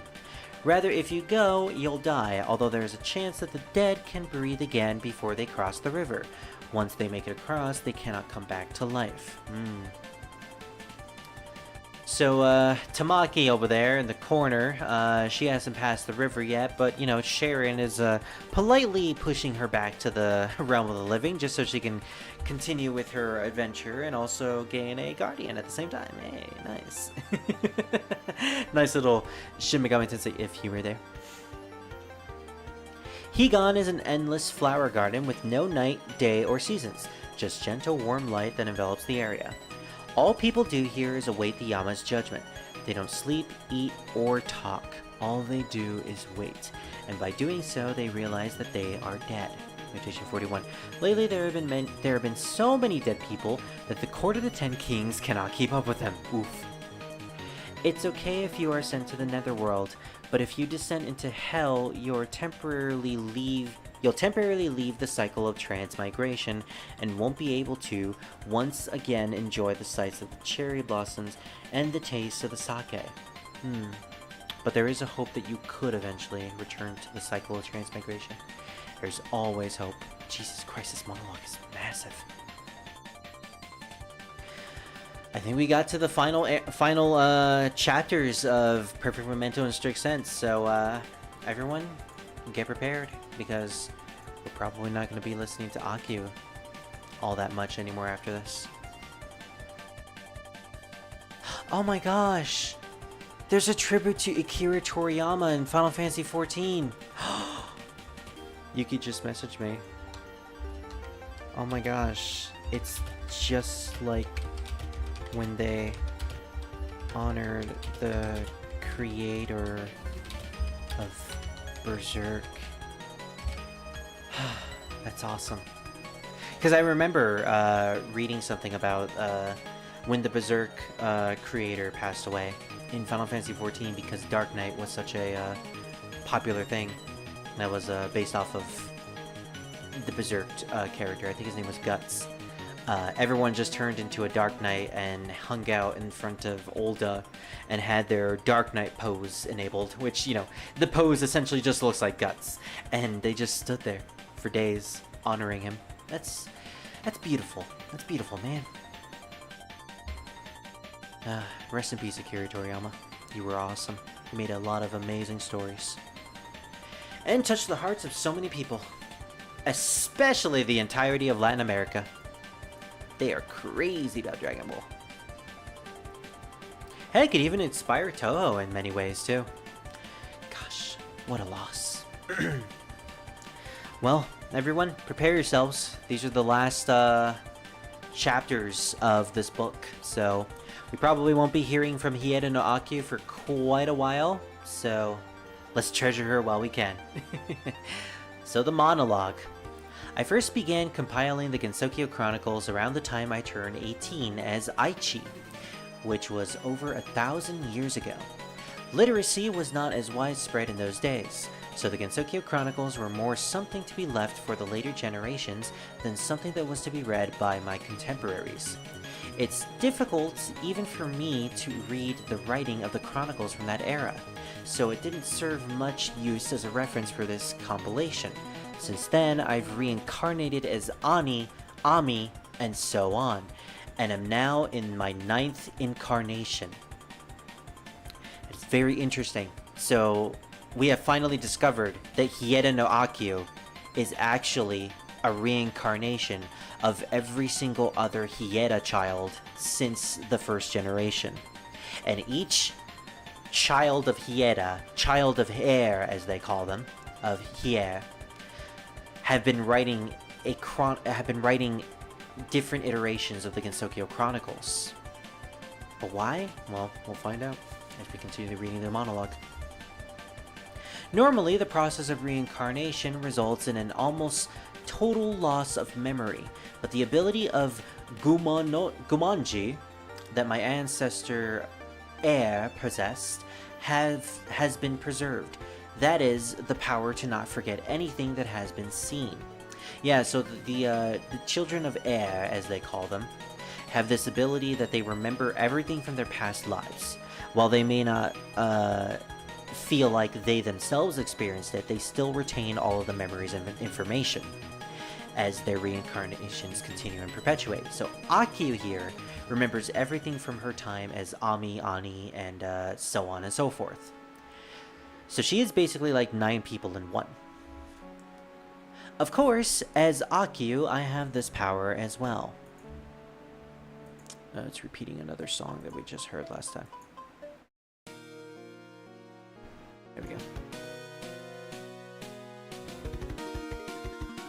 Somehow, of course, as Akio, I have this power as well, and it has been extremely useful in compiling the references for this book. Somehow I know about things that happened during my life as Aichi and even as Are. But unfortunately, my memories of Gensokyo in ancient times are not very clear. Just gonna turn this down a little bit.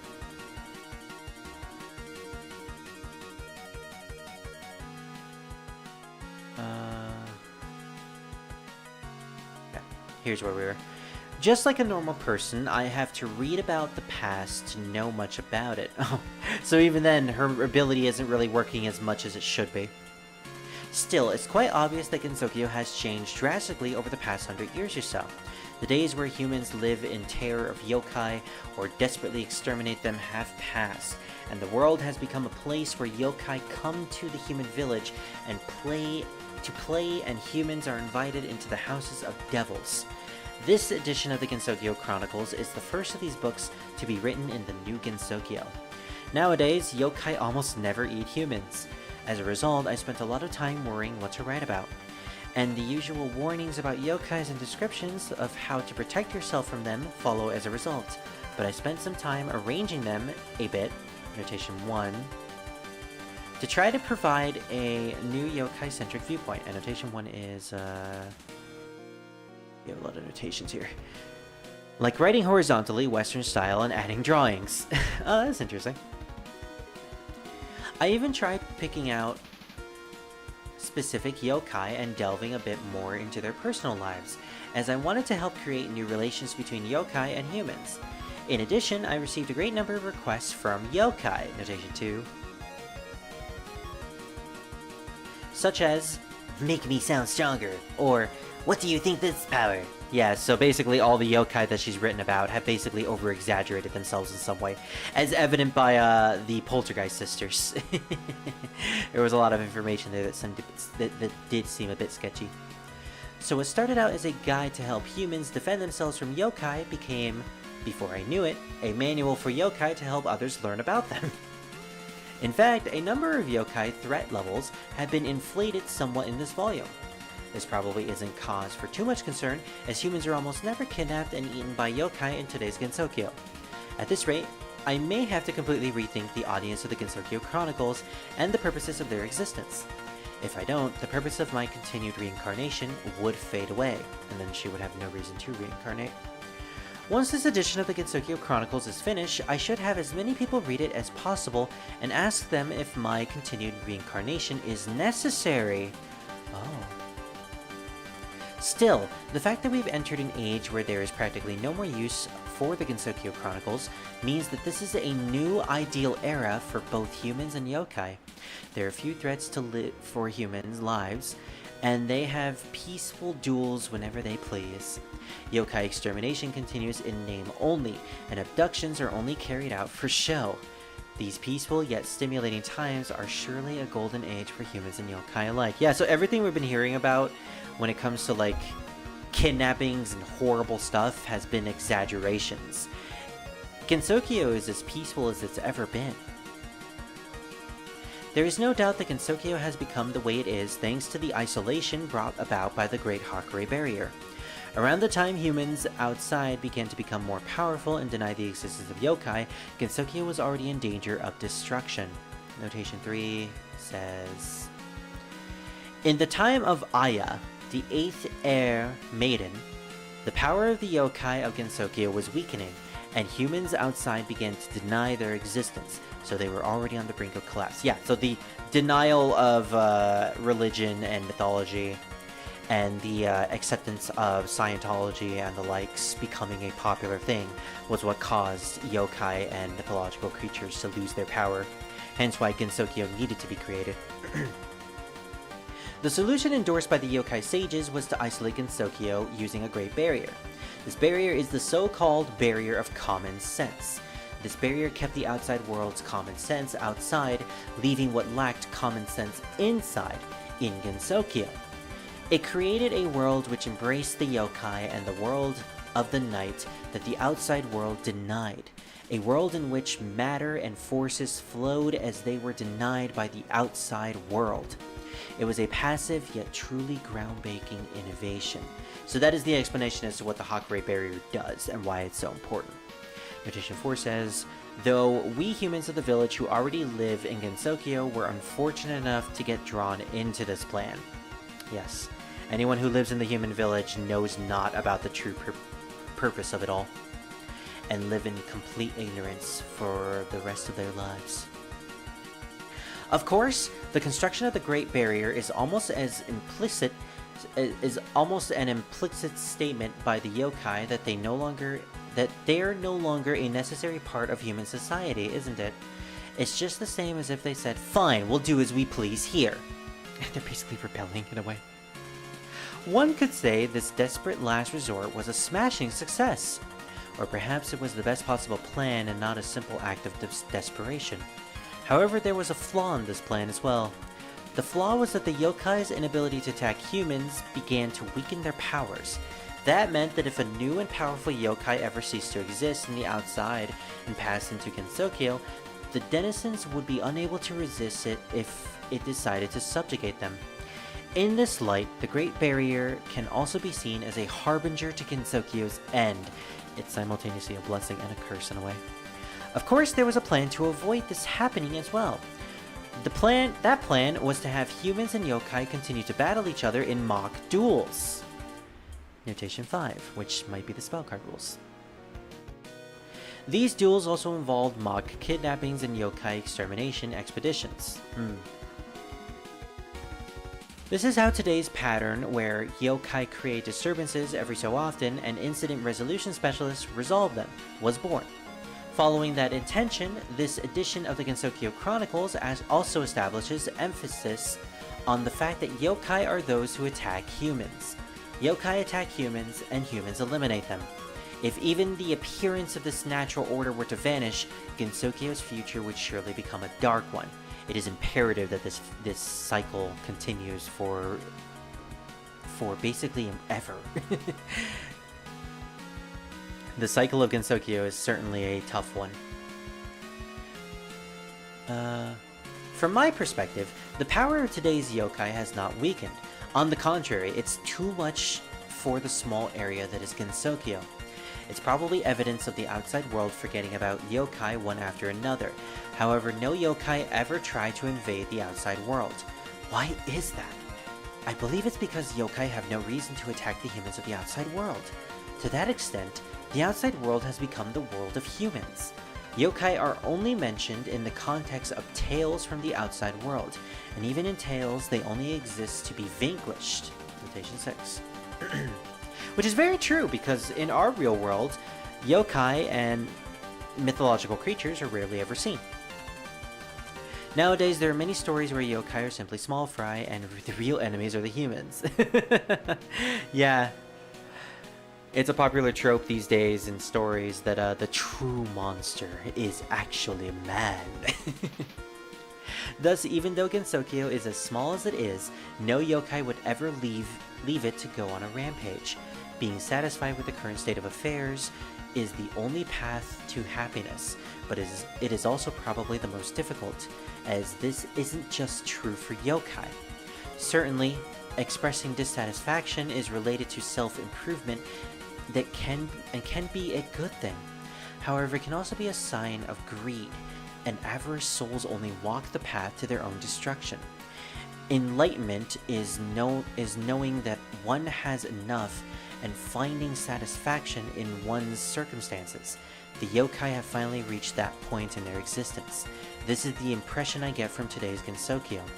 I would like Gensokyo to continue to be the unselfish and happy, if cramped place that it is. Well, a bit of a heartwarming statement from Akio finding beauty in what is considered a horrible situation.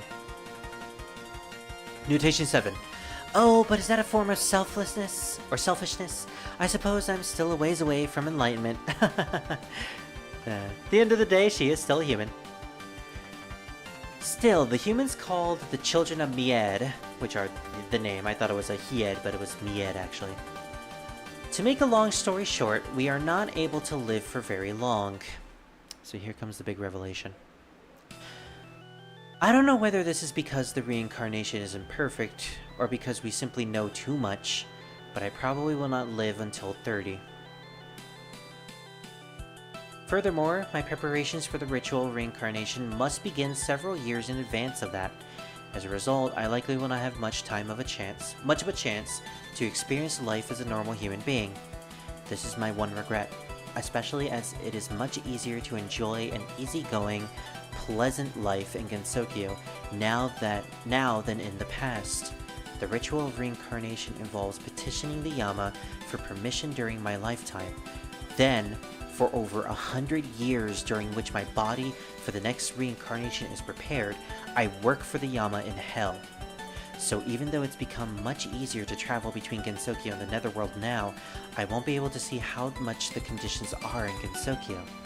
The hardest thing about reincarnation has always been having all of my interpersonal relationships reset.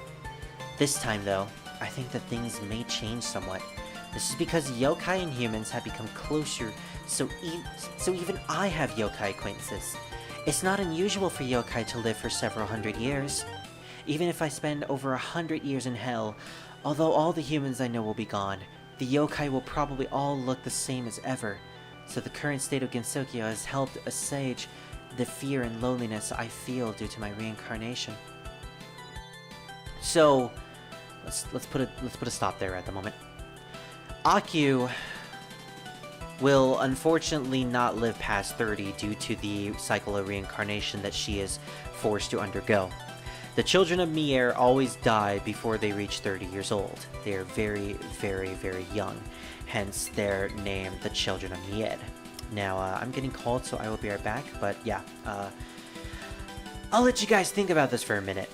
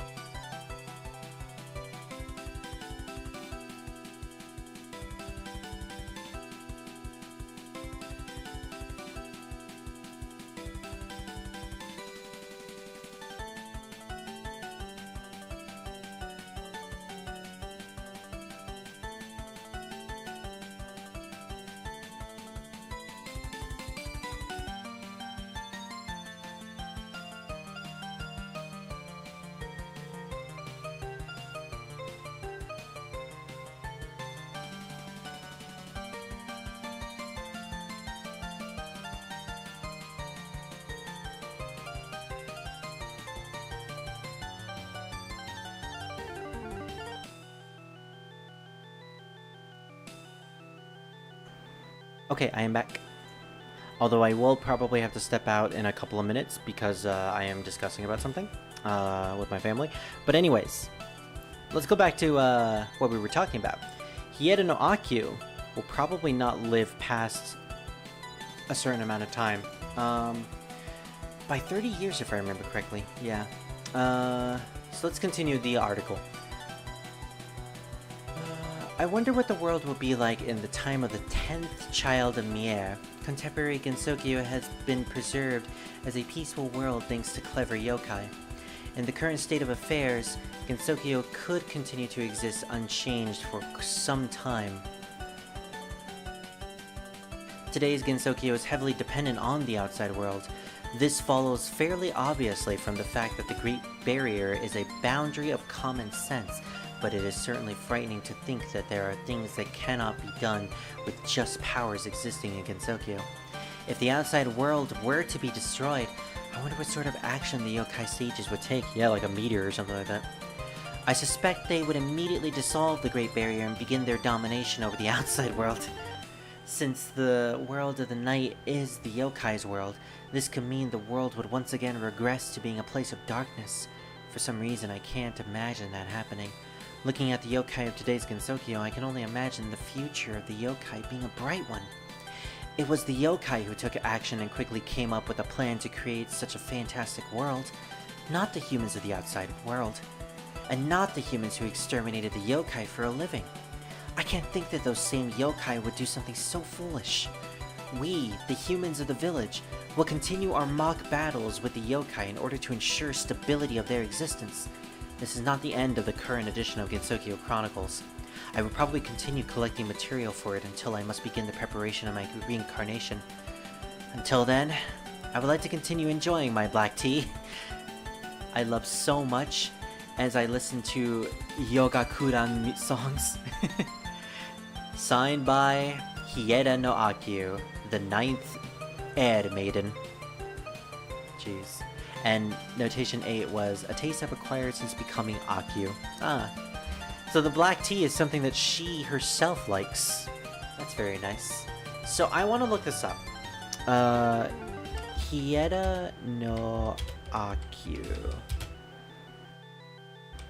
How long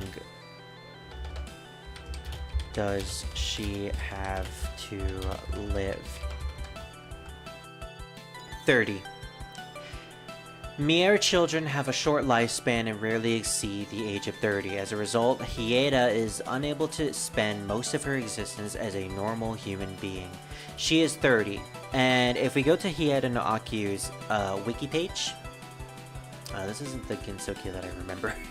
Oh, protagonist wiki, what the fuck? Okay. Here it is, Hieda no Akyu from the Touhou wiki. She is... Her age was 12 when this book was first released, when Perfect Memento was first released. And she is currently, in modern day age, 29 years old. Currently born around August 7th. We don't actually know her specific date of birth, but it's between August 7th, 1994 to September 6th, 1994. This means that this is the year. This is the final year of Hieda no Akyu. It has been 30 years since 1994. And in the context of Touhou canon, time is taken very seriously. As you remember, Touhou 9 references the horrible incident of 2005, I believe it was, with the natural disasters as well as the World War II. There have been many instances. COVID-19 was referenced in Touhou 18. There are a lot of instances of events in real life affecting Touhou in real time, and it has been established that real time is a thing in Gensokyo.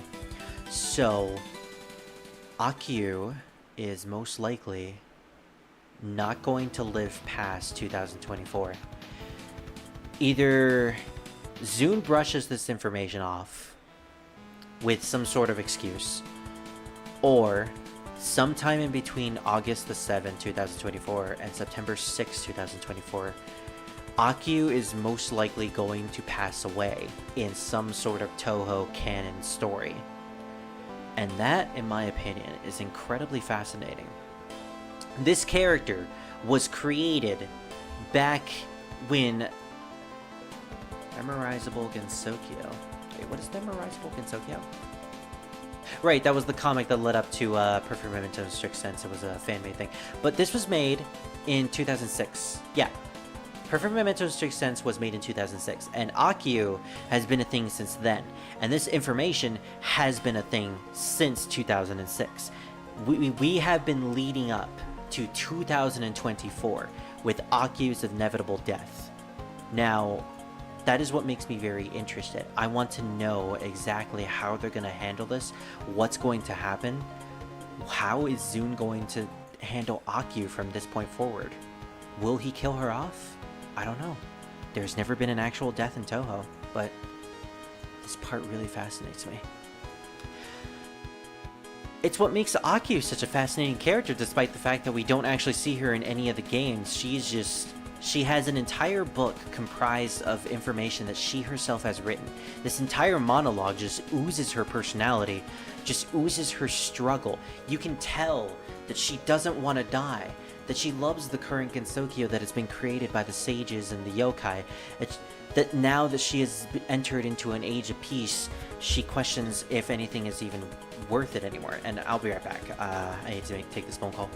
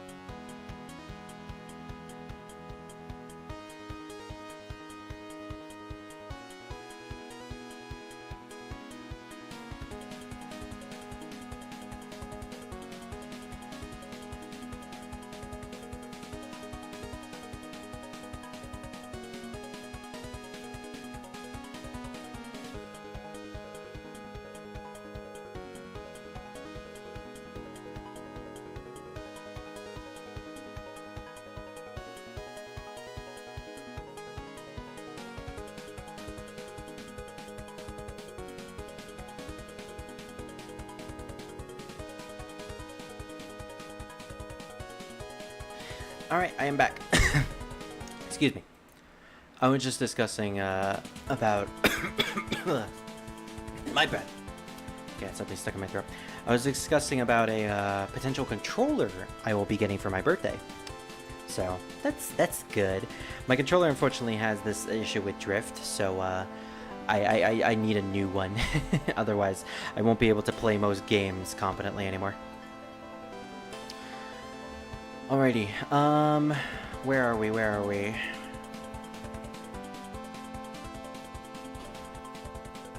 Also, are people role-playing in my server?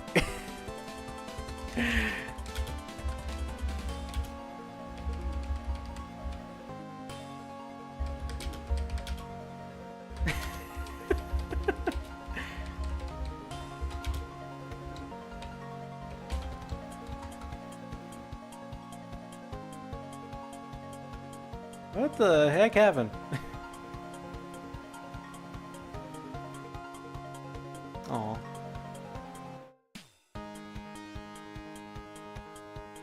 Oh, okay. Apparently they're not.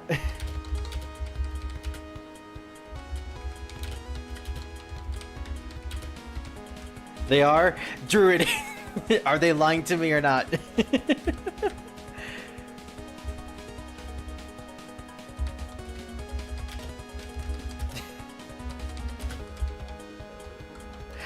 I like how I like what I wrote. Oh, okay. I just looked on Discord. Druid says they are. Druid called you out.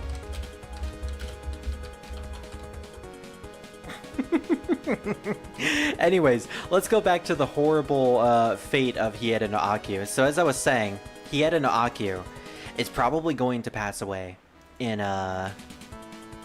August to September of this year, and that is very fascinating because I want to see whether or not Zune will actually do that or not. It is the one character who may potentially die in Touhou. The one character that has been built up for the last 15 plus years. I think it's been like 18 years at this point. Either they die, or Zune has to come up with a really good excuse for them not to die. And Akyu has been slowly growing over the years. She is 30 at this point. She's 30 and she's ready.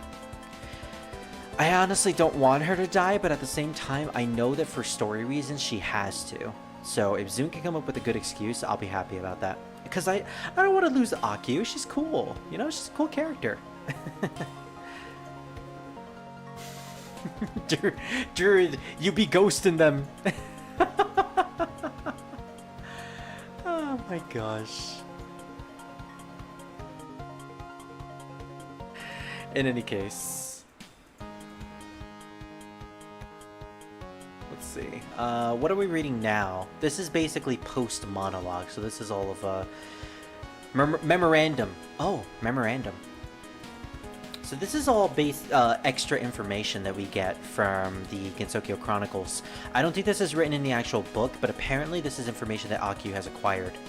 So this particular memorandum is important to a category of content within Touhou known as the drama CDs, specifically the Hifu Club CDs. That is a type of content that we will get into later on in the franchise, but for now, just know that there are these CDs that Zune makes where he details stories about two characters known as Maribel and Renko. Maribel Hearn and Renko Usami, who come from the outside world, and their ongoing adventures in the future, in the future of our real world, where they deal with politics, Scientology, the mystery, and also the fact that they are 100% lesbians. Anyways, memorandum. Is it supposed to be this easy to get lost in the bamboo forest of the lost? My cell phone shows no sign of getting any signal, and the GPS isn't working, and there are rare natural bamboo shoots for the taking. Maybe I'll rest around here for the day. But am I not already dreaming? There's nothing else I can do, so I'll try walking around a little more. At any rate, the entire sky is filled with stars.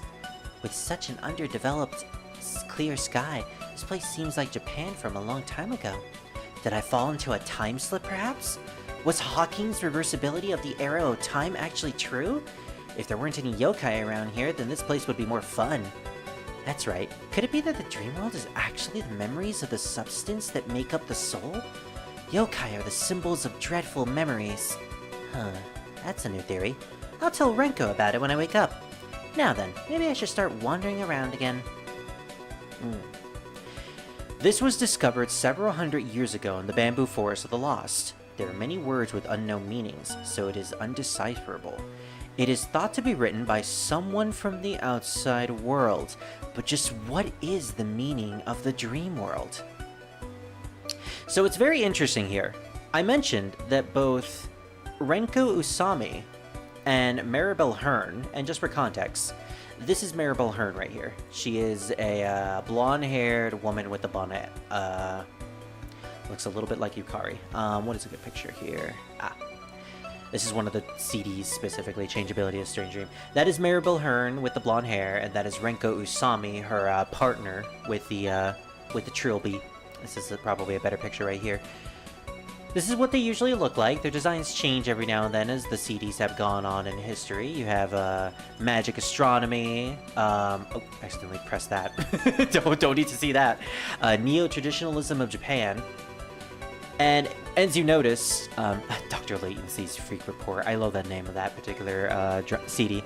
But if you notice, the way she was talking, you know, about time slips and Hawking's reversibility of the arrow of time theory, this is the type of stuff that they mention a lot in those CDs. They are very much into theorizing the concepts of time and science and the universe in general. So, her and Renko, their main goal is to try to find another world, aka Gensokyo, because they know that there's another world out there with mysticism and magic and all that. They are firm believers of that, which is why they are part of the Secret Sealing Club, a special club from their college that is all about trying to find the supernatural. Remember that name, Secret Sealing Club, for later. But anyways, what is really captivating, though, is the fact that this memorandum was discovered several hundred years ago in the Bamboo Forest of the Lost. Several hundred years ago, in the context of 2006. Renko and Maribel are from a distant future, where society has become so distraught by capitalism and governmental corruption that the working class, and by extension the middle class, have essentially become second-hand citizens to the rich and the high-ranking power. Even more so than it is today. It's like it's basically a dystopia at this point, while not necessarily being a dystopia. It's kind of like a modern-day dystopia without the end-of-the-world nonsense. And don't listen to them saying no, they are. Oh, trust me, Druid, I know. So what really gets me is that this memorandum was created 100 years ago. So Renko, or Maribel specifically, must have not only traveled to Gensokyo, aka her dream world, but also in the past of Gensokyo. So, I don't quite know much about the stories of Maribel and Renko. I've skimmed a couple of bits and pieces of their adventures through the CDs, but I'm very curious to eventually read them for an eventual live stream. I got that planned out, possibly when we get to the next arc of Touhou. Once we get past the the religious war arc and are in between the what is it called? The urban legend arc. In any case, here's another memorandum, or another extra. The Bunbun Maru newspaper. This is a newspaper article from a long time ago, and it features a very familiar looking girl on the cover art. Season 109, Gensokyo timeline, we can actually see that. Fumizuki issue number 1. 1994, September the 7th to 1994...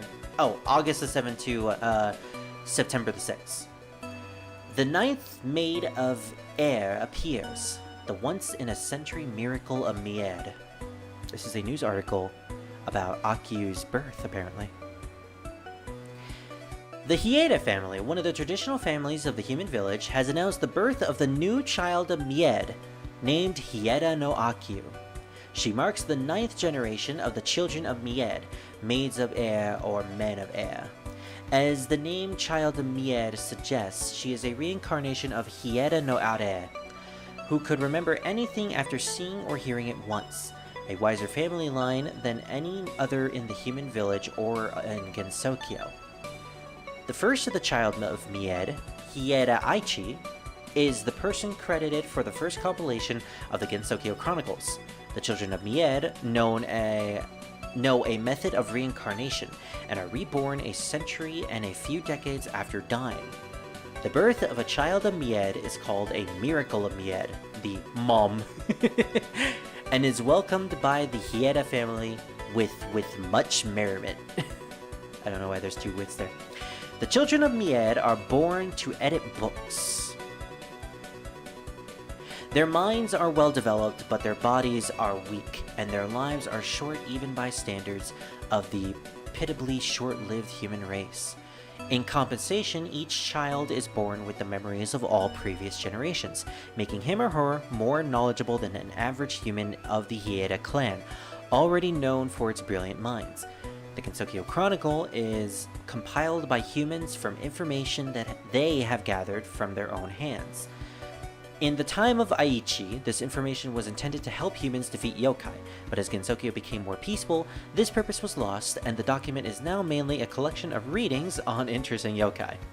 It's basically just a data log in a way.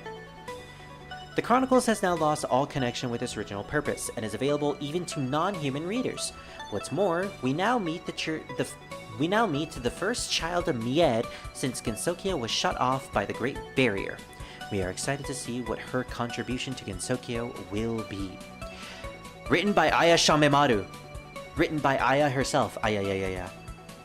So interesting how she was able to chronicle Akyu's birth from all the way back then. I mean, it was established that Aya is very old. Older than 60 years at the very least. Citation. Notice for the birth celebration of the child of Mied. To welcome this fortuitous event, the Hakare Shrine has offered to hold a celebration. No interest fee will be charged and plenty of food will be provided. Very interesting about this, though, is that Reimu is slightly older than Akyu, but by this point, Reimu probably wouldn't have been in charge of the Hakare Shrine. It might have been either her mother or her successor, so fascinating. And Akyu mentions, the newspaper article released at my birth. I included this as commemoration. There's one thing wrong in this paper. In truth, the only memories left from the past generations are those related to Gensokyo Chronicles. The part about being very knowledgeable is right, though. So it's only things that are related to Gensokyo Chronicles itself. Anything else, like personal relationships, are just gone. Which is very sad now that I think about it. It's kind of like a half reincarnation in a way. Doesn't seem like something that would necessarily work.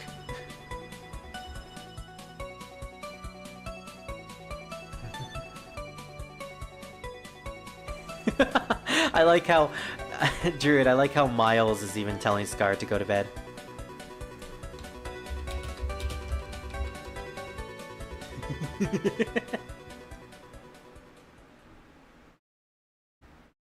Are you Drew or Drew from the past? Oh, Druid, are you the Druid of the 9th reincarnation, or you are a Druid from the previous reincarnations? Anyways. A draft of the spell card rules. So we mentioned this, that Reimu and a couple of yokais created the spell card rules, but this is apparently the original draft of them that Reimu brought up to all the yokais as well as the vampires. Bill for the naming of the duels.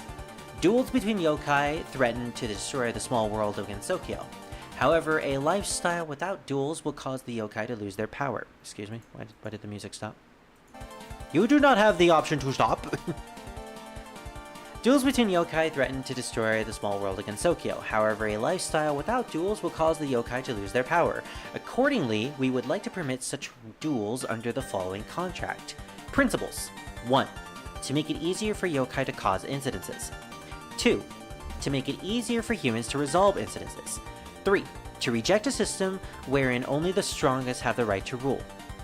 4. That beauty and thoughtfulness stand above all. Interesting how they had that third rule there. Yes, deject strength. There is no survival of the fittest here. Everyone lives in peace and harmony. Bill. Combatants will be given names and meanings to the duel for their benefit of beauty. Combatants will declare the number of named duels before beginning. Combatants may not repeat attacks by relying on stamina. Combatants may not deliver attacks that do not have meaning. The meaning itself becomes the attack's power. In the case that a combatant loses a named duel, that combatant will admit defeat, even if he or she has the strength remaining. No combatant may kill a human even upon victory. No killing rule. Combatants will write the duel's name on paper in a format of a contract. By doing so, the above-mentioned rules become absolute. These papers are called spell cards. Specific dueling methods will be discussed with the Shrine Maiden at a later date. So yeah, the original rules for the spell cards. Very interesting. The original draft for the spell card rules. These rules were allegedly decided by the Shrine Maiden, but this original draft was written on the same paper as a yokai contract. Did a yokai propose these rules to the Shrine Maiden? Who could have written this? So there are a lot of theories that pertain to this. Apparently, Yukari was the one who granted these rules to Reimu. We're not exactly sure, but if that's the case, then it would be interesting, since she seems to know the most about spell card rules. Also, give me a second, I need to go yell at my family. Specifically because they're yelling in the background.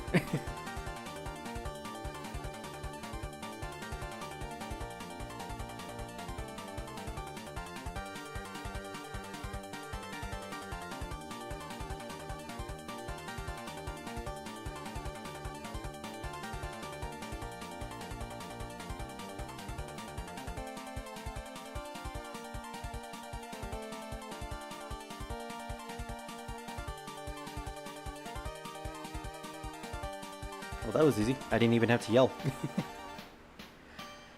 But yeah, I have this fan theory that Yukari is the one that gave this draft to Reimu, and she possibly gave it to everyone else.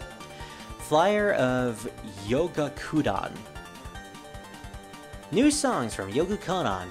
For the first time in 8 years, Yogakudan to hold a revival concert on the night of the new moon for just one night. Japanese song. Oh, let me bring out the list, actually.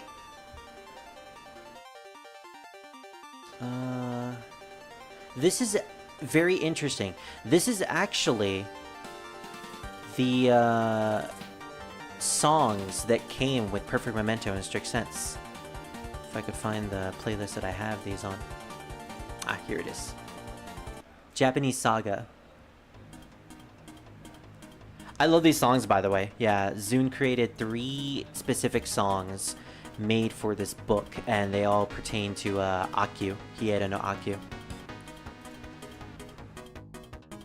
And I guess Yogakudan is supposed to be the in-universe composer for these songs. So we have Japanese Saga. The first of these new songs has a very heavy game music feel to it. It has a very easy to follow phrase and a great rhythm. I had the feeling there aren't just many songs like this anymore. Still, I really love this kind of song, so thinking that makes me feel a little lonely.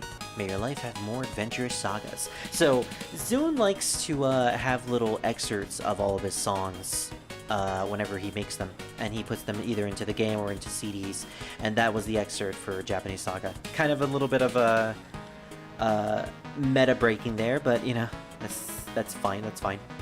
Japanese Saga is probably my second favorite of the songs. My absolute favorite is Child of Air, the very melodic one. I'm gonna let this play out though, because I wanted to get to the good part. Akyu, you're so much fun. You're very, very much fun. I'm gonna miss your sarcastic and snarky nature.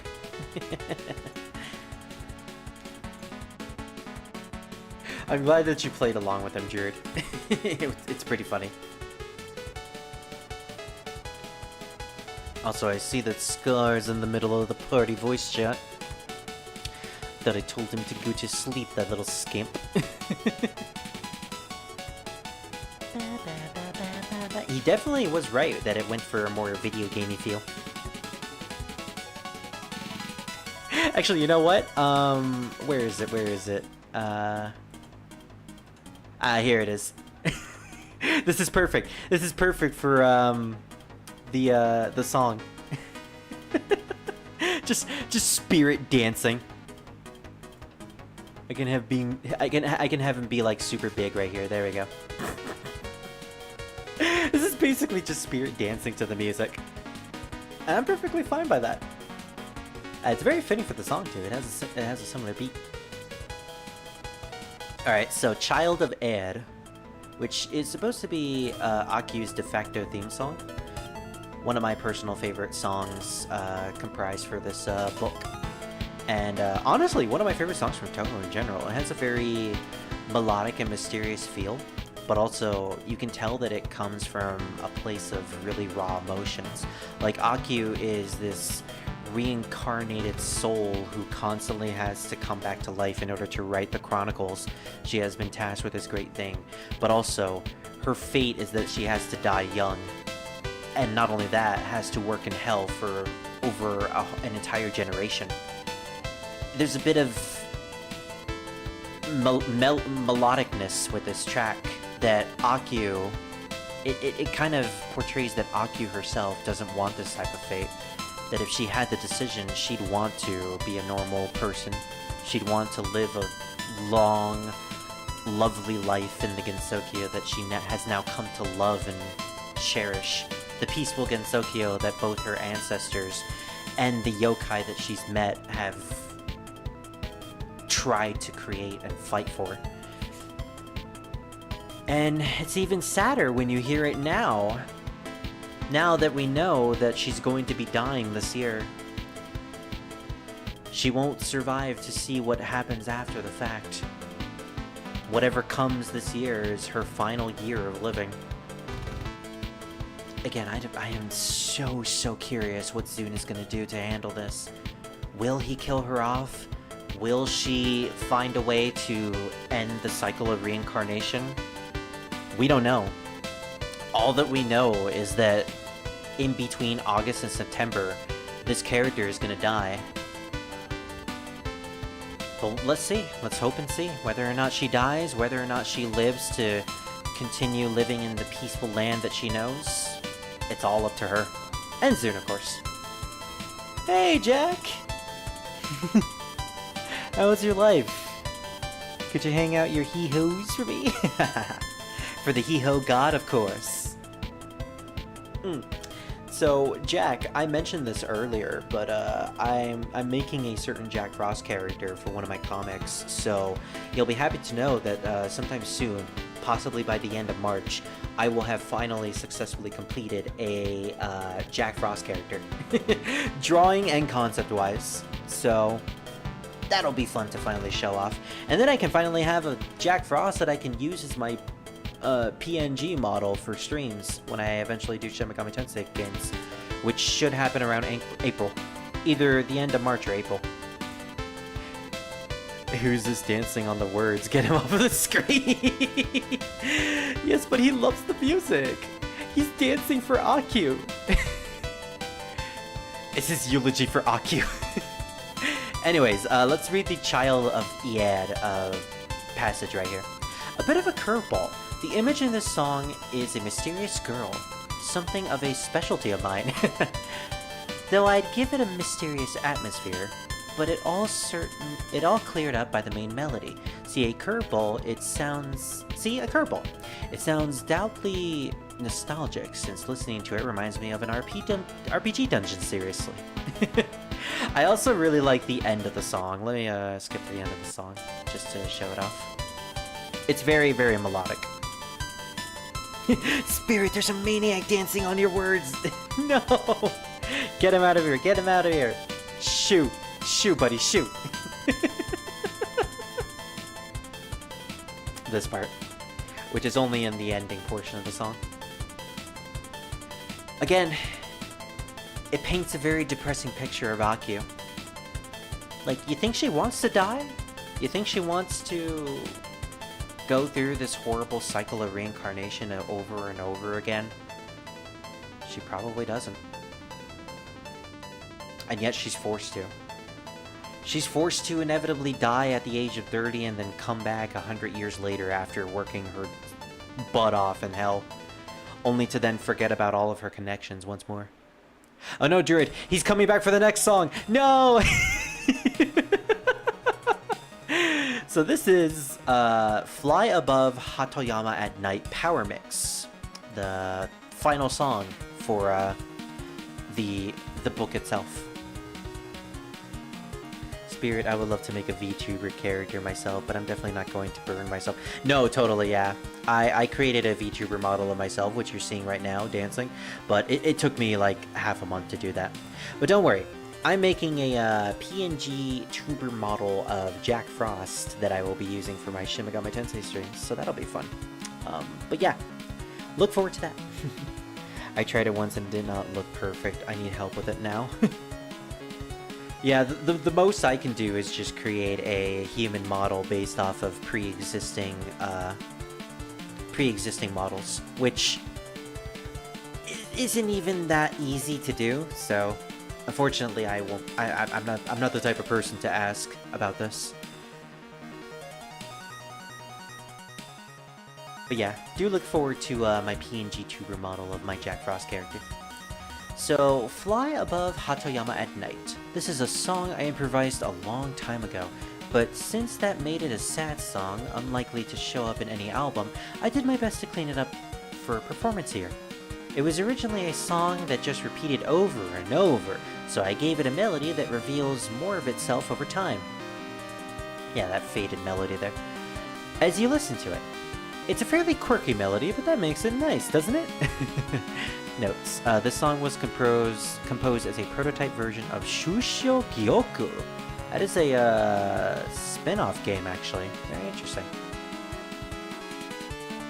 The credits go to the fantastic modulation will always be in our hearts, Yokakuda. Alright. Spirit, you gotta get out of here! You can't stop, you can't keep dancing over my words!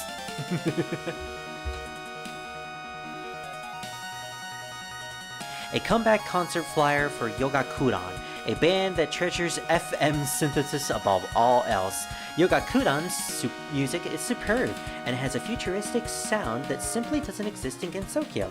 However, reading the comments makes me think Yogakudan might actually be a band of humans from the outside.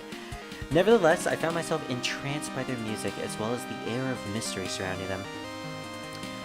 An interesting thing about Akio, Hieda no Akio, which I think we can find by going to her wiki page. She first appeared, or she has recently appeared, not recently. She also appeared in music CDs known as Akio's Untouched Score. These CDs are recreations of the PC-98 songs that Zoom created for the PC-98 games. As you see here, Akio is on the cover. In canon, it's Akio listening to her FM music, which is basically just all of Zoom's songs from the original games. The Akio Untouched Score Volume 1 is all about the Touhou 5 game. Then you have a couple of others right here. There's for number 2. Oh, look at that, she's petting a little kitty. All of which are drawn by Zoom, by the way. Volume 3 is interesting. She's followed by a little ghosty ghost. Volume 4 is, I think, one of my second favorite because it has Reimu, Marisa, and Nima on the cover as well. Which I think is supposed to be, yeah, Touhou 3 music. And the final volume is actually the thumbnail that I used for today. Akio alongside Reimu, which is very cute and pretty. All the music in this one are based off of the very first Touhou game. So, that's pretty cool. If your Jack Frost variants look not too detailed, that wouldn't make any complications. I'll add it to the Hee-Ho world just for you. Hey, that's nice, Jack Frost. Yeah, I'll try to draw them not as complicated as possible.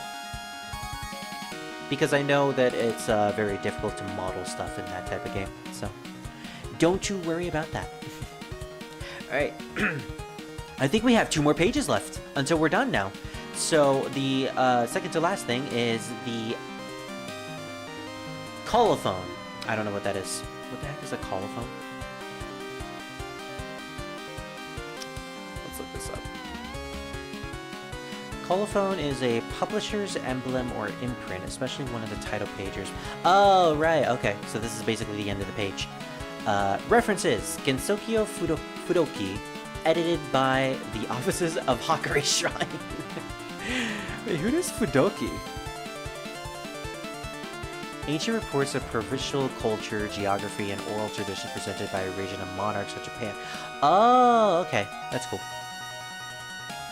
Fact record about the Sanza River, edited by editorial desk of the Ministry of Right and Wrong. She's crediting stuff in canon. Oh my gosh, this book is amazing. This is all just in canon stuff. An illustrated guide to Hell and the Pure Land, edited by editorial desk of the Ministry of Right and Wrong. She got the people of Hell actually working for her book. Death's Note, edited by the editorial desk of the Ministry of Right and Wrong. Mountain and River Culture for Dummies, published by Great Tengu Publications. All these people have their own books, apparently. Korindo Catalog, written by Renosuke Morichika. The Enigmatic Tale of the Dolls, written by Alice Margaret. Wait a minute, Alice made her own book? Ooh, that's cool. Vampire Pact, written by Yukari Yakumo. Alright, it's official. Yukari actually did the Vampire Pact. She was the powerful yokai, so I guess that rules out that theory. The Truly Close Far Side of the Moon, written by Yukari Yakumo. Yukari made a lot of books, apparently. The Higan of Computers, written by Yukari Yakumo. Spell Card in Duels, written by the Society for Creating a New Gensokyo. And finally, the Gensokyo Chronicles credits. Published in 121st seasons. Or published in the 121st season. Author Hieda no Akio. Credit goes to Aya, Anana, Amu, Ago, Ayo, Ami, Ani, Aichi. All of her previous reincarnations. Supervisor is Hieda no Are, and many other yokai. All rights reserved. All the credits to her previous reincarnations. And finally, the Afterwords by Zoom. Would the Jack Frost model on your VTuber be in hand-drawn or 3D model? Because it's going to be a PNG tuber model, it's going to be a hand-drawn, so no 3D model, sadly. If I could make a 3D model of Jack Frost, I totally would. But sadly not, it's going to be a PNG tuber. So pretty much just a moving art piece with an opening mouth every time I speak. Similar to my other Touhou streams that I've done in the past. Anyways, we're actually going to be breaking canon here, or we're going to be breaking meta here. This is afterword from Zune, so this technically isn't in canon because Aki wrote the entirety of the book. This is basically from the creator itself, the creator of Touhou. Hello, it's Zune as usual.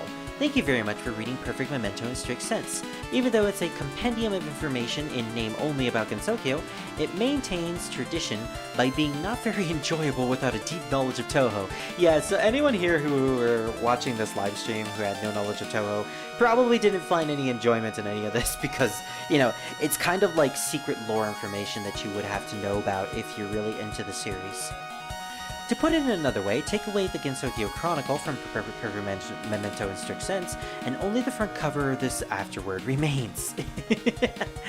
Now then, this time, tales and stories were excluded as much as possible, and an objective rather than subjective point of view was the goal. Addition, you know what, I'm gonna listen to Child of Mied for this one because I like this song. Additionally, those who have the most realistic perspective on things are, as expected, the humans of Gensokyo, with their optimal levels of judgment and reasoning. For that reason, instead of myself, I had Akio come forth. Yep, Akio the writer. I said so many times now, Gensokyo is idyllic and pastoral, and is a peace-addled kind of world. Accordingly, if lives become endangered by something, in most situations, there will be an arranged battle involving humans and yokai. If Danmaku were thought of as an abstraction of such battles, it is possible to understand why there are pointless number of attacks, and when thinking about the games, new ideas come to mind. It would no longer be necessary to force additions to the characteristics of the games, and they would become much more fun to play. With a I thought you heard that. Sorry, Jack. Despite being a compendium of the game, this book does not touch on the games at all. This is because I want things relating to the games to complete themselves within the games. Partially speaking, things like the contents of this book itself, even if you play the games, are still nothing but utterly unnecessary content. So yeah, everything that we've been learning here is basically unnecessary if you want to just get into the games. This is all just flavor text, a lot of interesting, neat bits of info pertaining to certain characters, but mostly about fleshing out the world building itself, as well as Akio. Akio has become a character now thanks to this book. We now know Akio, we've now seen Akio, we have now read as Akio from her point of view. She has become just as much a character as Reimu, Marisa, and the mountainous amount of other yokai that we have been playing with. Though a lot of this has to do with things like ordinarily being shooting games, or being a work based on a world constructed by great people of the past. Well then, with regards to the meanings of the information within this book, I made it so that others could enjoy Touhou in addition to the games. It's a strange book that is neither miscellany, nor contains a single bit of conclusive content. Anyway, thank you to the illustrators, Asai, Monoji Sukuri, Akieda, Tokiyame, Yagi Shinba, and Yamai, and Ichijisha, who published this odd book. So if you think about why we have Akio, the 9th generation, her monologue becomes an amusing replacement. Well, that's a different story. Signed by Hakure Kanashui Zun. Kanashui is Divine Master, also called Shinshoku, meaning God's employee, is a person responsible for maintaining of the Shinto shrine, as well as for leading worship of the given kami. He is the leader of Touhou. He is the creator of Touhou itself, and so he has been given the title Leader of the Gods.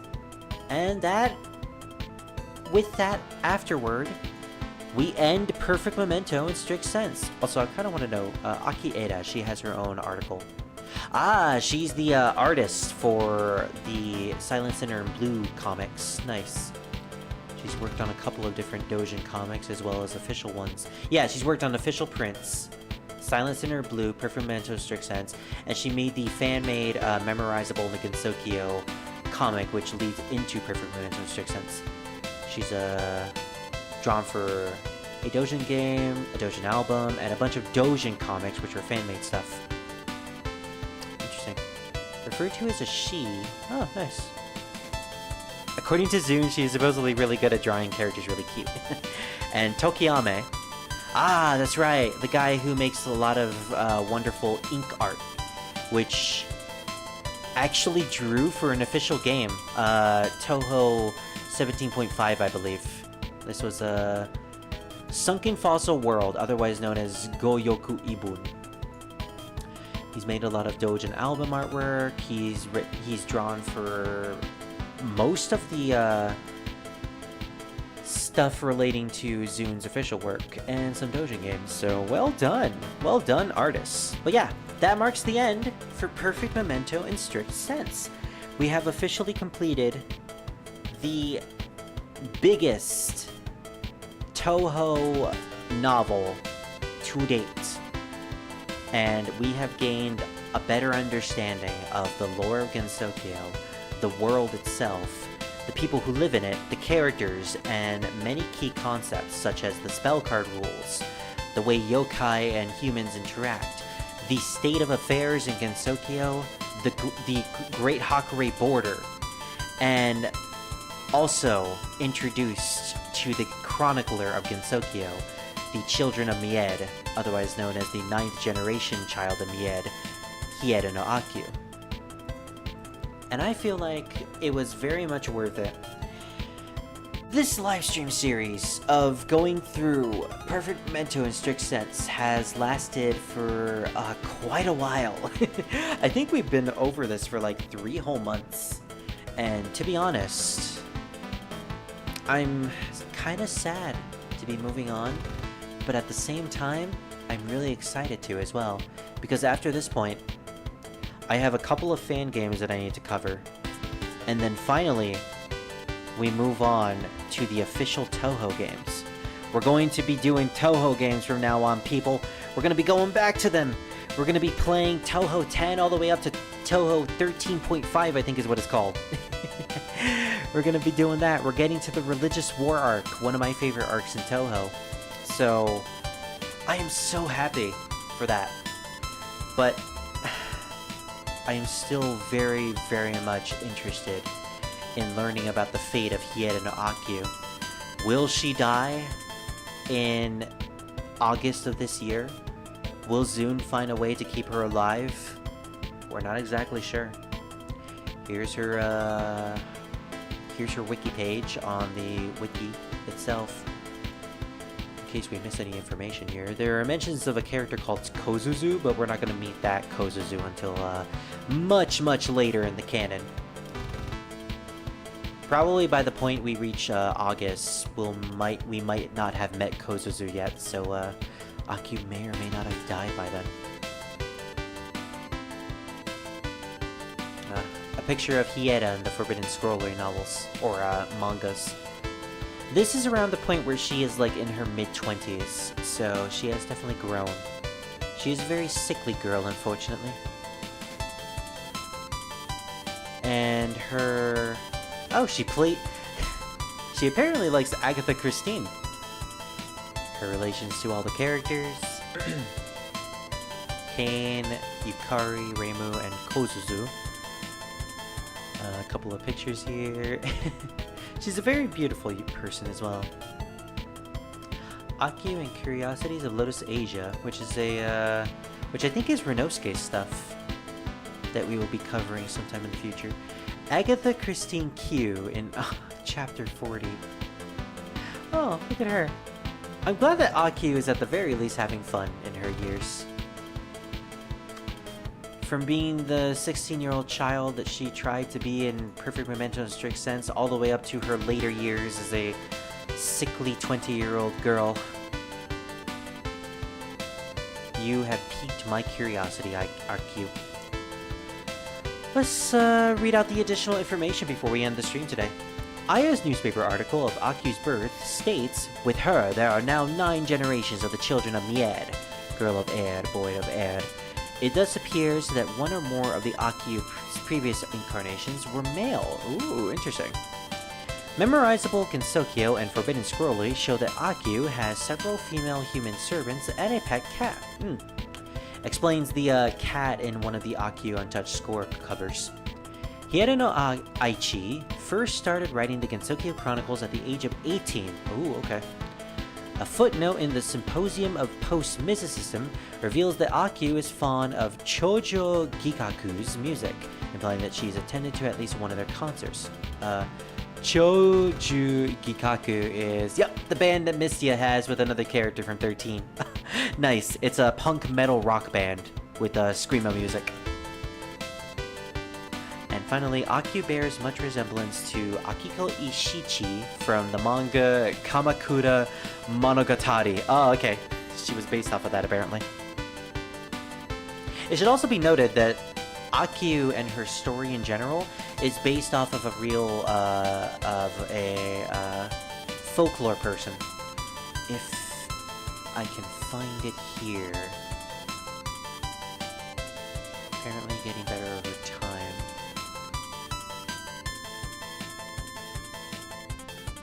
and is an incarnation of the Children of Mied. Maybe I need to go to the Children of Mied. The Gensokyo Chronicle is a compilation of information about Gensokyo created by the Hieda family to ensure the safety of its human inhabitants. The first volume of the Chronicle was written in the 9th century of the Hieda no Aichi. The Chronicle's 9th volume by Hieda no Akyu is the first to be published after the creation of the Great Hakure Barrier. So far, it consists of books of Perfect Manto, Strict Sense, and Symposium of Post-Mysticism, which we will get to eventually. Compared to the previous editions, it is designed with the accessibility in mind. Let me just repeat the song. There we go. I want to hear the rest of the song, dang it. Using horizontal text and straightforward language in order to reach a larger audience. Due to friendlier relationships between humans and yokai in modern times, it also makes attempts to cater to yokai as well as humans. The Child of Mied is an author of each edition of Gensokyo Chronicles.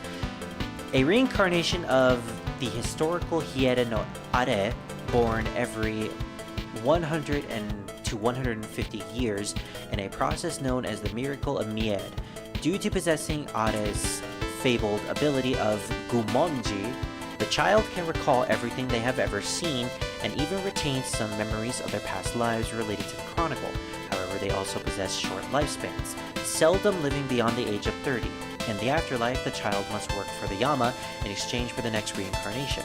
The names of the Children of Mied are numerical puns based off of the readings of Re, or R, or Re. In Hieda no Are as Re, 0, the second character of each child's name can likewise be pronounced as a number matching their current incarnation. Oh, that's cool. But there's no mention of the historically accurate version of the Child of Mied. Because I know that Hieda no Akyu is based off of someone specific. Character design. It's about her name specifically, her etymology.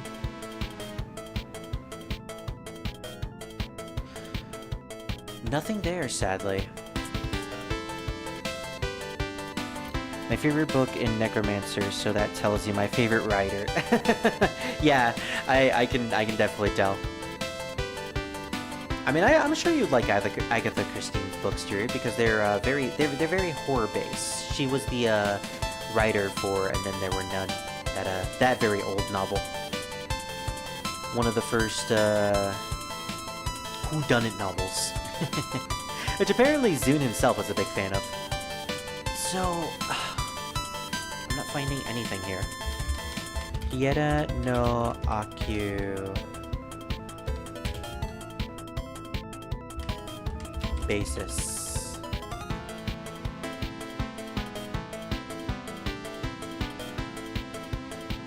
Because I could have sworn she was based off of a real-life figure who had a folktale revolved around them, pertaining to that person being a sort of chronicler in real life. Hieda no Akyu. Oh, the Neuromancer. Oh, I thought you meant the Necromancer. Okay. What's the Neuromancer? And is it safe to look up? Is it safe to look up on stream? Because I'm actually not familiar with that.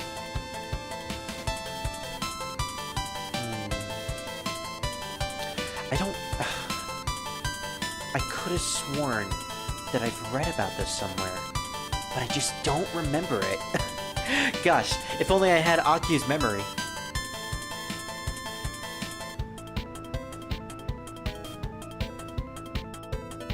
It must be in this article.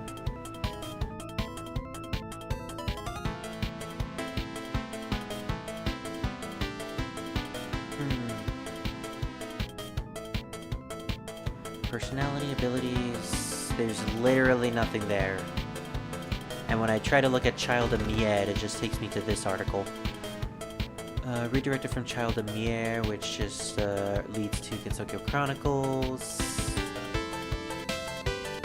Hieda no Akyu. There's no Hieda family here. Maybe I need to look up Child of Mied.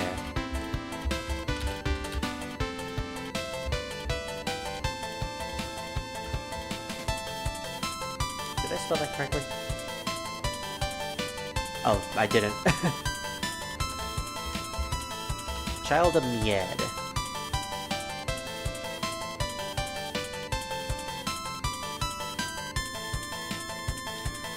No, I can't really find anything here for some reason. Yeah, there's literally nothing.